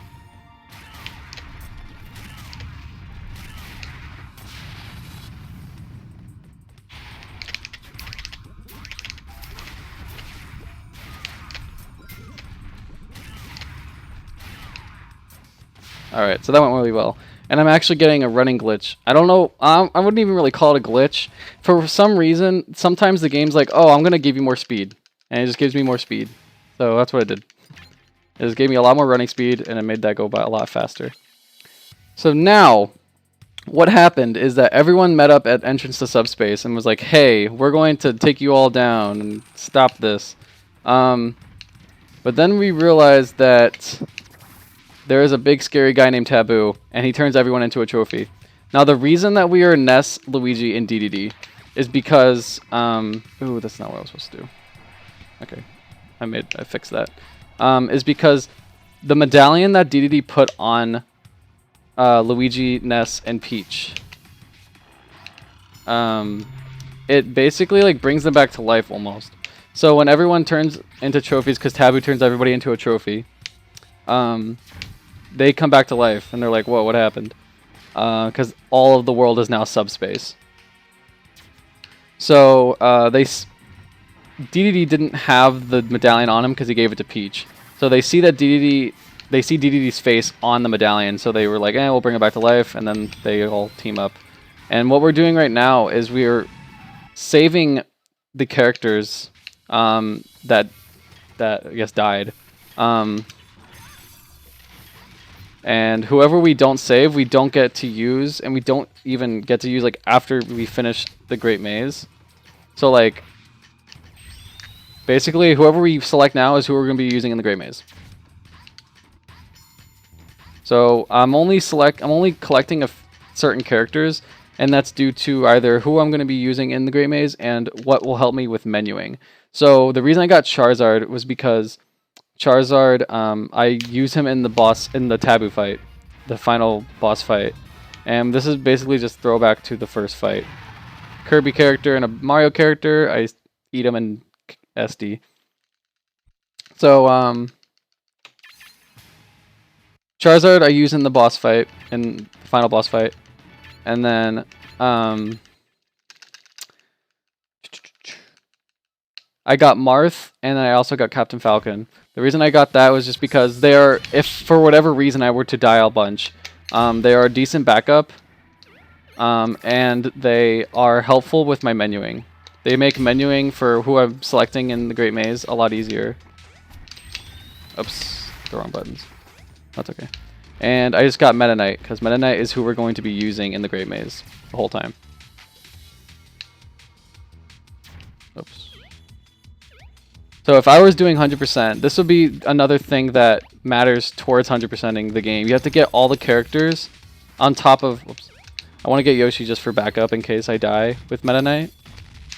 Oh, that's unfortunate. So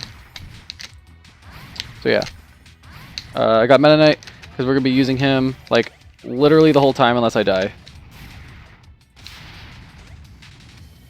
And sometimes an extra life spawns right here, but sometimes it doesn't, and it didn't this time. But it doesn't matter. We shouldn't die 4 times.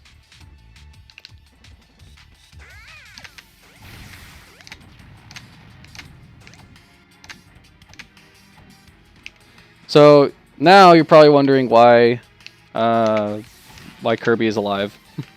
Well, when the medallion fell off of Peach and or Zelda, whoever the thing was,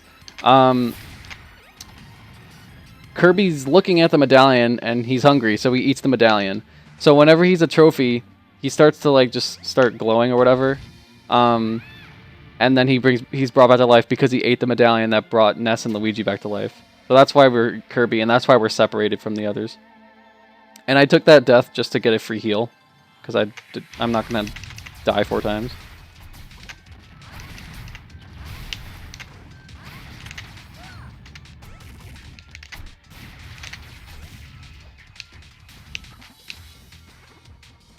I was hoping that didn't happen. Okay.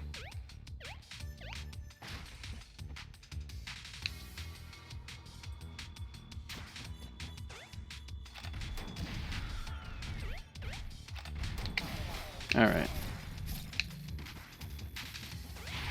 So right here, we just have to let that guy die. So we just hit that, and then we go on. Because he just falls into the blast zone.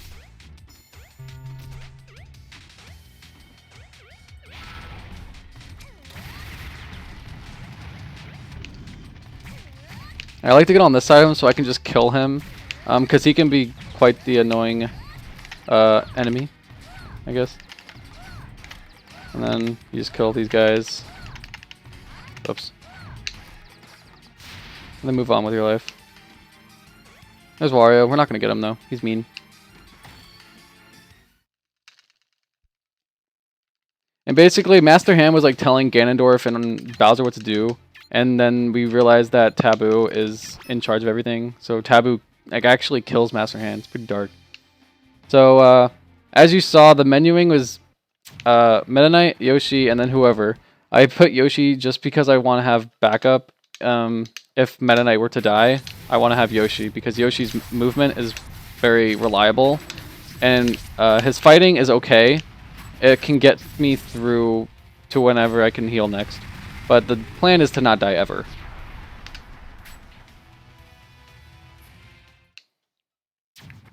Now we're in the Great Maze. Since we got out of Subspace 2. So the way that I have the Great Maze routed is so that we have to do the least amount of backtracking as possible, and that everything just makes sense. So, okay. Oh. Die. Okay, so, and there's your reasoning why we pick Meta Knight. So he's really good in the boss fights. He's good with movement, and his up B kills super duper early. All the characters are easy to kill. Otherwise, it would take forever to kill any of them because it'd be like a multiplayer match. That'd be silly to have it like that. So they just make it really easy to kill them, and certain characters' moves do better than others. So, for example, Ness's forward throw is Ness's best move to use against any of these guys. And for Meta Knight, it's his up B. His up B does ridiculous amount of damage. Or knockback, I guess, to them. So basically, it's just setting up to get the up B on them. And some characters are easier to kill. Like Kirby is pretty easy to kill. he died a lot earlier than Pit did. But sometimes, I don't think it really even matters about weight class because Game & Watch, for example, is a really light character, but he's really annoying to kill, so it's weird. And Link is heavy, and I just killed him really easily, so. Now those orange doors right there, those are doors that I would use if I wanted to heal. Or to save. Now I'm not going to go into a lot of them because it's not worth it. It's more loading for me and like it's just not helpful. So I try to route how much healing I do and when I do it and who I do it after and stuff like that, or who I do it before. And here's the gimmick with the breakable blocks. Now, if I had a character like Zero Suit Samus, I'd actually be able to break these blocks right over here without having to do this. But it's unfortunately I'm not able to menu through characters as easy as as it would needed to be. So I have to do this.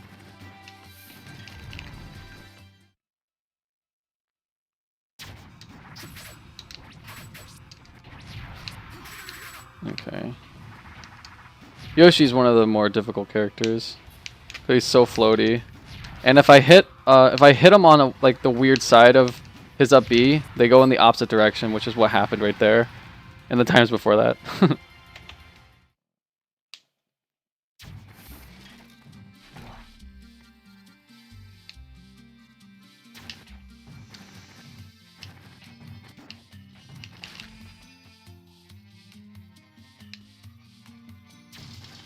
Alright, so those three guys can be really trolly, so that's why I did the tornado, so that I can just go right through them.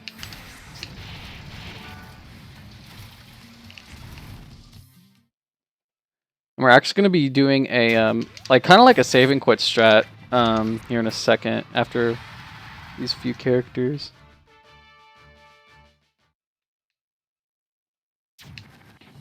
So what I'm going to do is I'm going to enter this door. In the Great Maze on the map, there's 4 quadrants of it. And this is the top right quadrant, that door. And the door that we started from is the top left. And then there's bottom left and bottom right.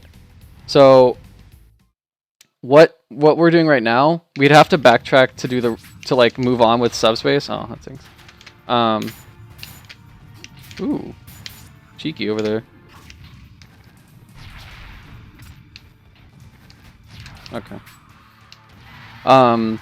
So I have to fight Captain Falcon right now, and then I have to go more to the right, and fight another character, and then I have to backtrack all the way back to that same room that I was in earlier, and that's slow. So what I'm doing is I entered that door so that I can go right to the quadrant that I need to go to, and then just spawn right in there, which I'll explain it better when it actually happens. Oops. Okay. Yeah. So another interesting thing, even though this is on easy difficulty, the CPU doesn't exactly act like easy, I would say. They kind of have, like, they have their dumb moments, but they do a lot of things, like they'll do really good power shields or air dodges or spot dodges or something. Whoops. So it's like, it's interesting. But anyway, so we exited and then re-entered that quadrant because I was able to enter the quadrant because I entered the door.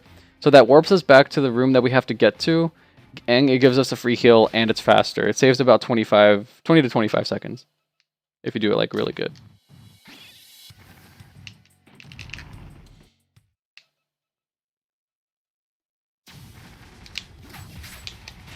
And I want to be careful. I don't want to really take too much damage. So I wasn't sure. Ooh, this is really good RNG.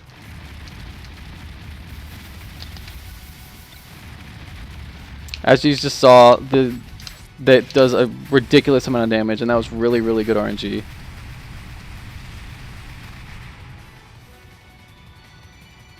All right. going to drop down. And we only have 20% on us, which is really good.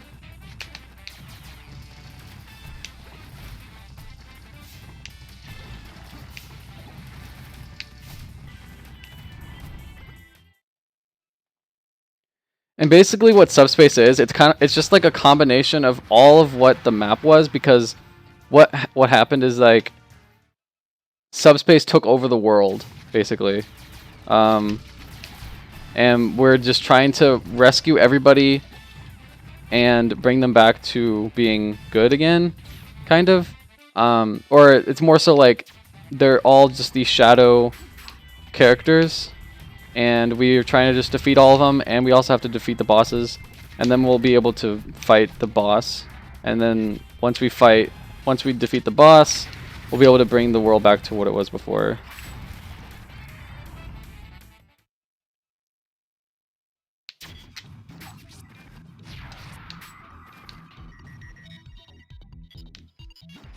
Oh. Okay. So yeah, Game Watch is a light character, but he was still a little annoying to kill. But that's okay.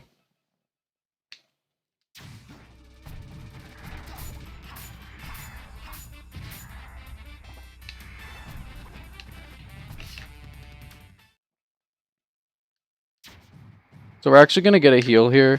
I didn't exactly need to heal, but I just want to be careful because we do have a lot of stuff we have to do after this section that I won't be able to heal for a bit after, so just to play on the safe side. Oh, that's not good. Yeah. There you go. There's a little example of some silly stuff that can happen. I didn't get enough height on my second jump, so I didn't make it on that platform, but that's okay. I'm just going to glide, do the rest of this.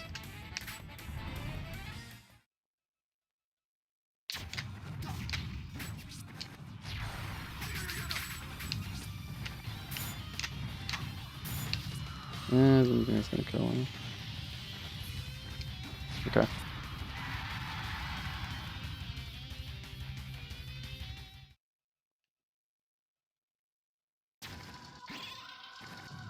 Three, 4, 5. Oh, thought I was gonna. Okay.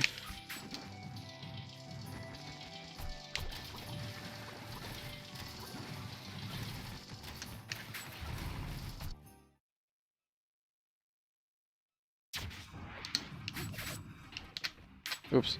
Okay. Yeah, the Ness and Lucas are pretty. If you get them off stage, they're not too difficult to deal with because their double jump is so slow.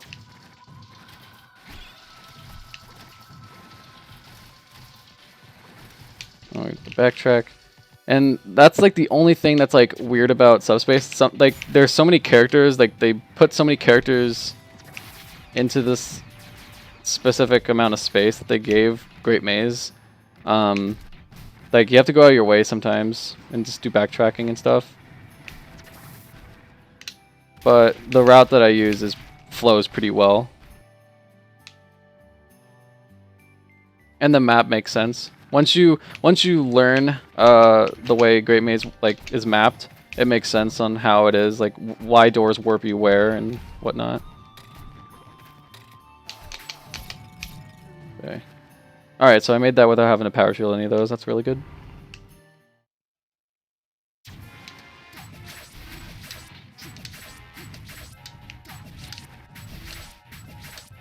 Oops. Okay, so this is really good RNG right now. Him doing the move that he just did.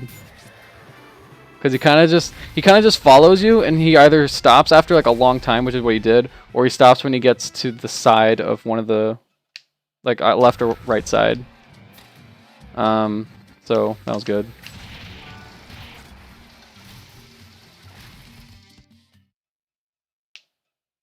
I'm going to take a heal. I'm not going to be able to heal for a bit. And that's all you have to do to heal. You just go into any of the orange doors and touch that metal platform that has the little trophy on it.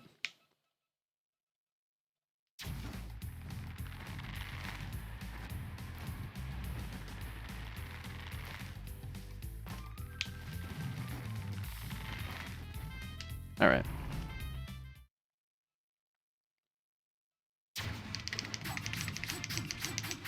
Oh, I was hoping I could. You can carry him up the top, and it just looks cool, but it's a little tricky. But that's okay. All right. So this is the right side of the end of the Great Maze. Donkey Kong wraps you to the end of, like, basically that's where Taboo's fight is going to be. But since, you know, we're not even done yet with Subspace, we're just going to continue onward. So we left the room, and then we're gonna do everything that wraps us back around to that room, but not to that door, because there's 2 doors that lead to that room. Oops. Okay. So I was supposed to do that in order to get through those, but it's okay. So the platforms right below me, they actually move up whenever you stand on them. So I just try to not stand on them whenever I'm going to Pikachu.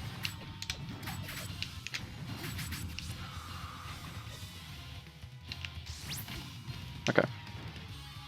And that's another thing. Smash 4 took it out, but it was in all the other Smash games. Ledge hogging. So we can use that, and we do use that decently often, depending on how the fights are going, to our advantage in killing them. So Pikachu tried to grab the ledge, but if you're grabbing the ledge, sucks to suck. Just falls right through. So in order to get to this next quadrant, we have to press these 3 buttons. And I didn't press that one button just because there's a faster way to do it after I press this one. So we're just going to do that. But this is going to be one of the easiest characters to kill. Things can go wrong, but he's just so, for whatever reason, his knockback is like super dramatic. And he dies super easily. I don't even think you need to do damage to him. You can just do the up B, and he'll die.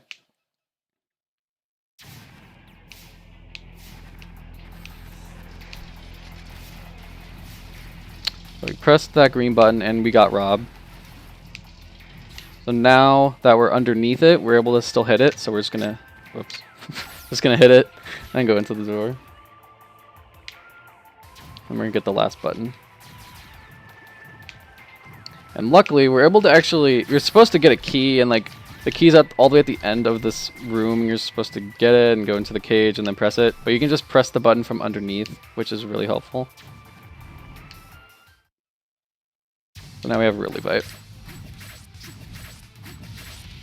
Whoops, I did not mean to do that.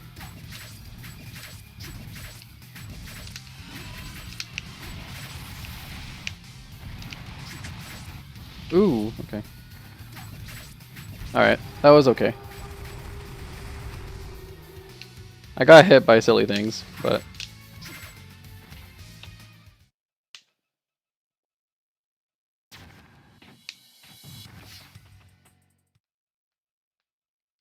So since I took so much damage, I'm going to heal. This is an optional heal, but it's worth it if you have too much damage.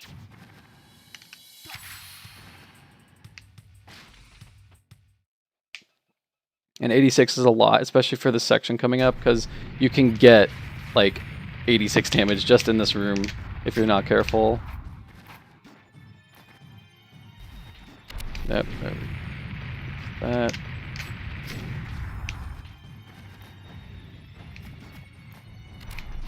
I'll play a little safe.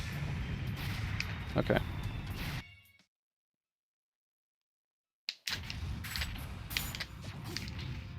Ooh, that's not gonna kill him.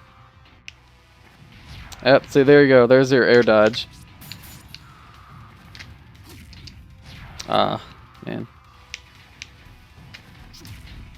Okay.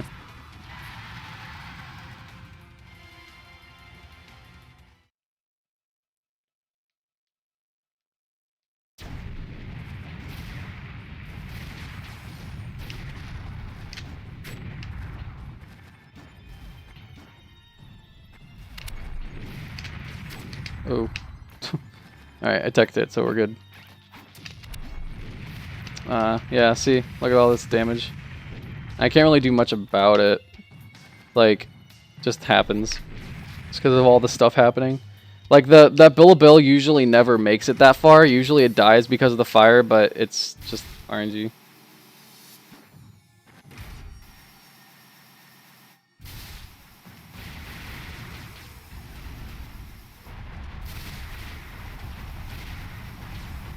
And the minecart is leading us to a Kirby character.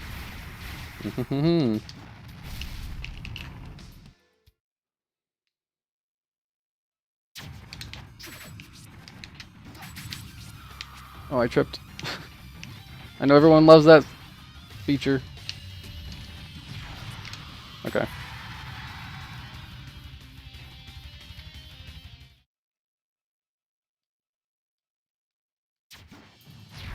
Whoa, okay. Usually he ledge grabs that, but I guess I was too high up. I'm gonna drop down. They like the I feel like some of these they hid so that it would be a little bit difficult to find them. Maybe get you a little lost, confused, but it's weird because it's really not that confusing. And I know I'd say that because I play this game all the time, but like it does wrap around everything. Like everything wraps back around to where you need to get back to, and it just makes sense. There's just like a few things here and there that are just like, oh, that was there. And also doing 100% for this category, or doing 100% for this game, can be a little confusing because the way this game is with 100% is so weird, I guess. Wow, he was trying to shoot me. Alright. Not bad. And I took that heal just to be safe. You don't have to heal after Falco. I just felt like I had a little bit too much damage. And Falco and Fox can troll pretty hard. I kind of got off easy with that one. Oh, I didn't want to do that. Okay.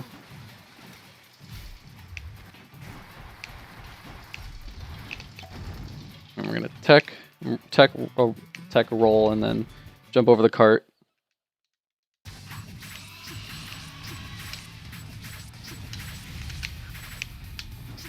Okay. Decent damage.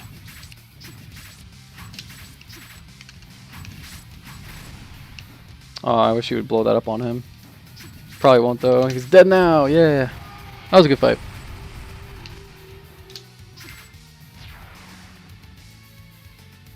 And if I were to go off screen during like the animation of a character dying or like a boss dying, I actually don't get any percentage on me, or I die. I don't die either. So it's like I can do whatever I want after they die. So I'm gonna heal here because this is probably the most difficult section of the run, and it's only 2 fights in the Great Maze. So get prepared. Mario can troll pretty hard, and then the boss after this. The boss isn't too difficult, it's more so movement to the boss. Wow, he didn't die.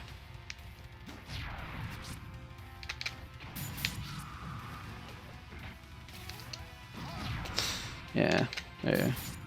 Okay. Could have been worse.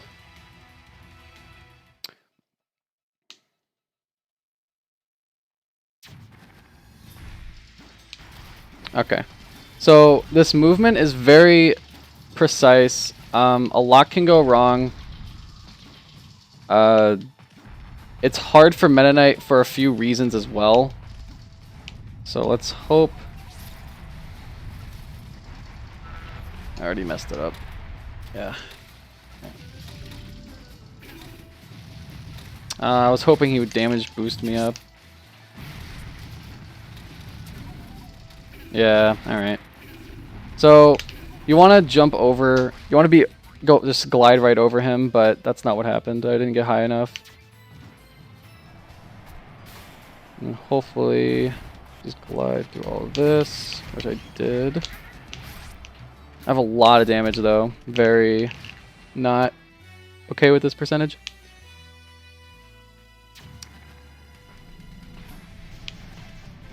I'm gonna kill these guys or I'll at least stun them. That's fine.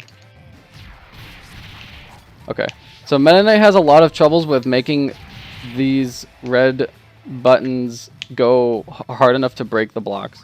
So his uppie's literally the only move that'll do it, and it's very, and like even at that, it sometimes just doesn't work. So that's why this section's the hardest. There's a lot of movement you have to do, and you can't really mess it up. If you mess it up, you're like gonna get a lot of percentage on you.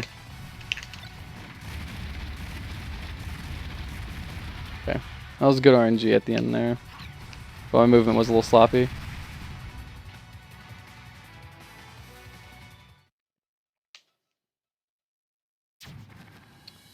Alright, so now we're at the new quadrant.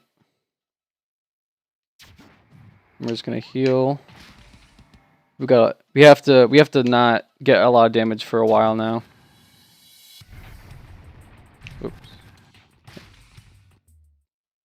So we have to backtrack a lot right after these two fights.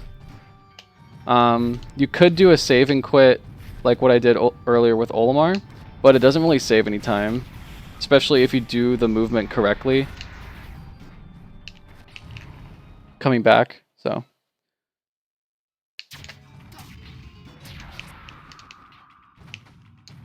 Oh, I was too close to her. Okay, that was cool, right?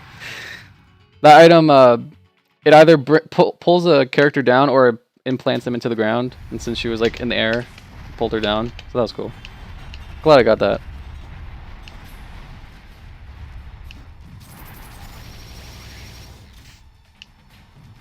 Using the tornado helps with like obviously with sections where there's a lot of enemies and I just want to get through it. But it can also help with sections like that where there's like horizontal sections where I'm gonna have to be jumping, or there's like an enemy you have to jump over or something. Yeah. Because you can move so far with it.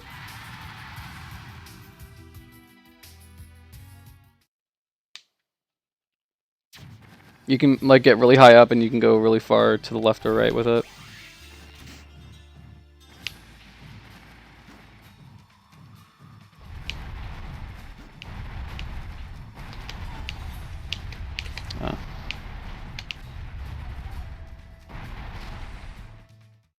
I usually try to power shield those guys. Oops. So right here, I could ride it all the way under and be slow like that. But, okay, well that's a little unfortunate, but... you can just jump into it and have it start, and then you jump out and just do the movement back. That was a little slow, but it was okay. As long as you get to the cycle when I got to it. That's the earliest cycle you can get, so...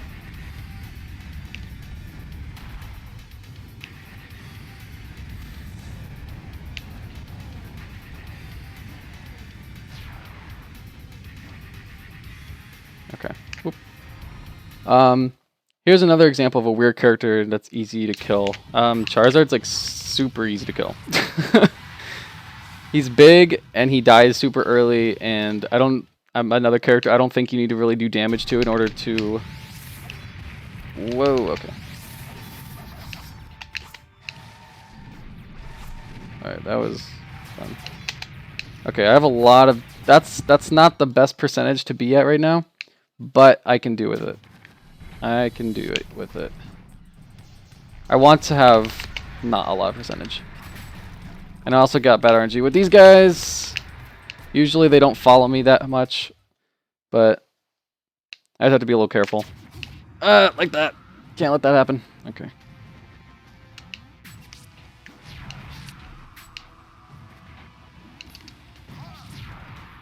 Alright.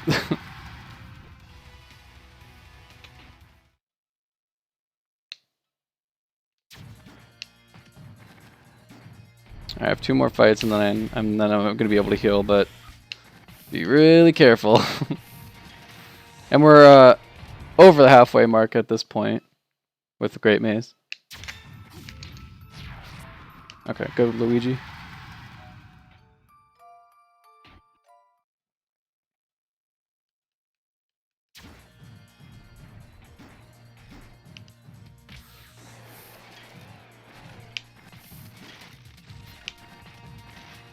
Alright. So this is actually, this section right here is very cycle based. If I mess it up, I lose a lot of time, so. I can't come from underneath a lot of those platforms, so I have to be able to work around them.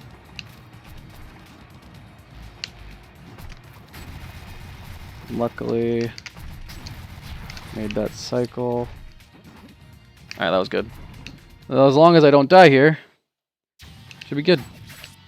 But wait, Rayquaza can do a lot. Rayquaza can mess me up.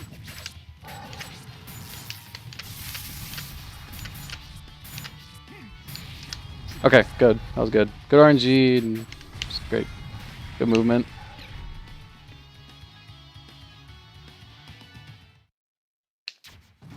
Alright. So now we're gonna be able to heal. So what this did is it warped us to the top top left quadrant to where we started. And since we've been to all the quadrants now, all those like warp platforms, they warp us to each main quadrant. So we warp to the quadrant that we need to go to, which is the bottom left. And it brings us right exactly where we need to be again. So it's very fluid.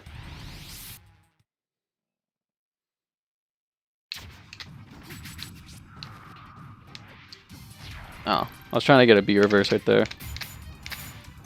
Oop, oop, oop, come on. Alright.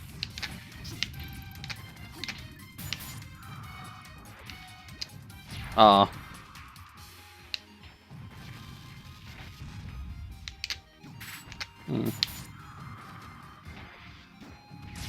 Oh, come on, Lucas. Okay, that was a little slow.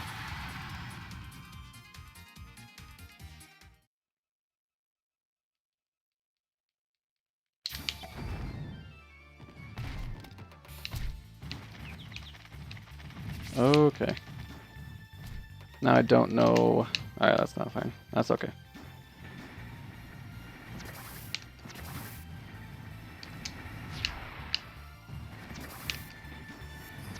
So we're actually going to skip this door right here and just continue going up because of how this wraps us around. This door, for whatever reason, brings us right back to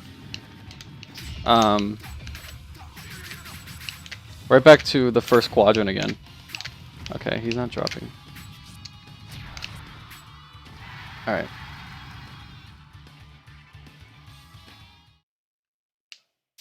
Oops. So this brings us to the top quadrant, so we just re-enter the door and just go back and do what we were doing before. Go back into that door that I was talking about earlier.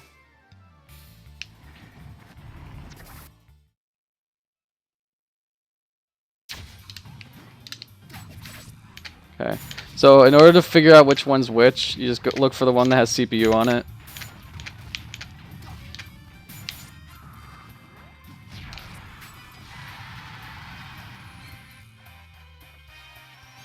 Or like CPU on top of its character or whatever.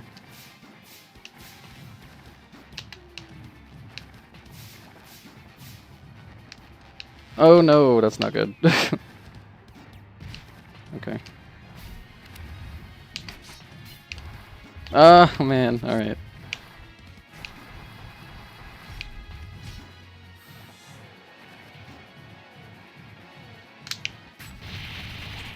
Okay.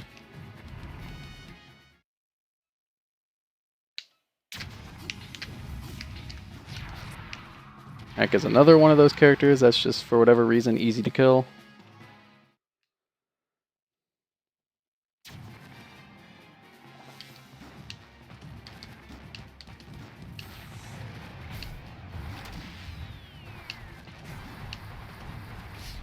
So there's like the ceiling in the room right next to me, like where the door that I need to get to is. The ceiling is like falling, and it starts from when you enter the room, or like I guess the whole entire room.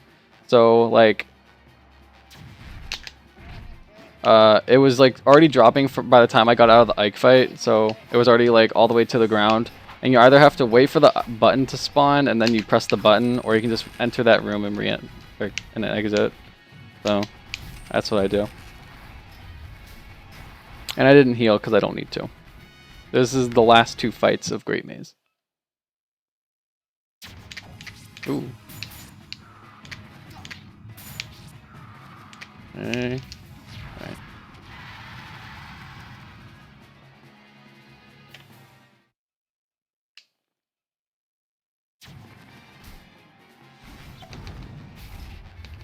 Alright, so this section can actually, this last room can actually go very bad, just because of all the enemies here, and if I drop this key, then I have to go all the way back and get it, but I didn't drop it, so it's okay. Ooh, that's not good.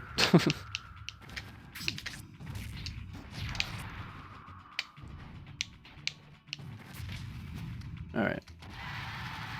So that is the Great Maze. So now that wrapped us all the way back around to where DK was, and then we just enter this door, and we fight Taboo. So we're gonna pick Charizard. Oops. And I don't really care after like the first 3 characters, because ideally I won't die.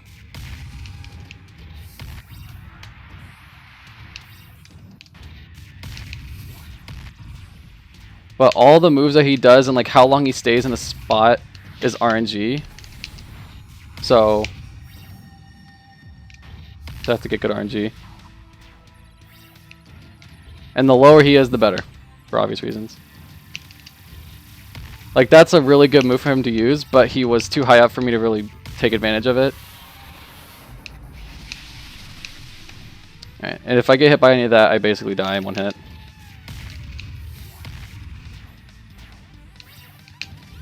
And time is when you hit him, get the last hit on him, and so time would be when I got that last hit, and that's 90%. So there is in-game time, and we do use it. It's not the main timing method though, but in order to get the correct in-game time, you just mash through the rest of it. So I'll just do that right now. And actually, another reason why I'm mashing through it is because this is actually world record. So yes. Alright, so that was actually really good. So there's Super Smash Bros. Brawl Subspace Emissary, any percent. I've put a lot of time into this game, and I've been playing it for a little over a year now. I started back in January of 2016, and I've just made a lot of rerouting, optimizations, and just everything. So I really would like to show this off in a GDQ. I think it'd be really cool to get in.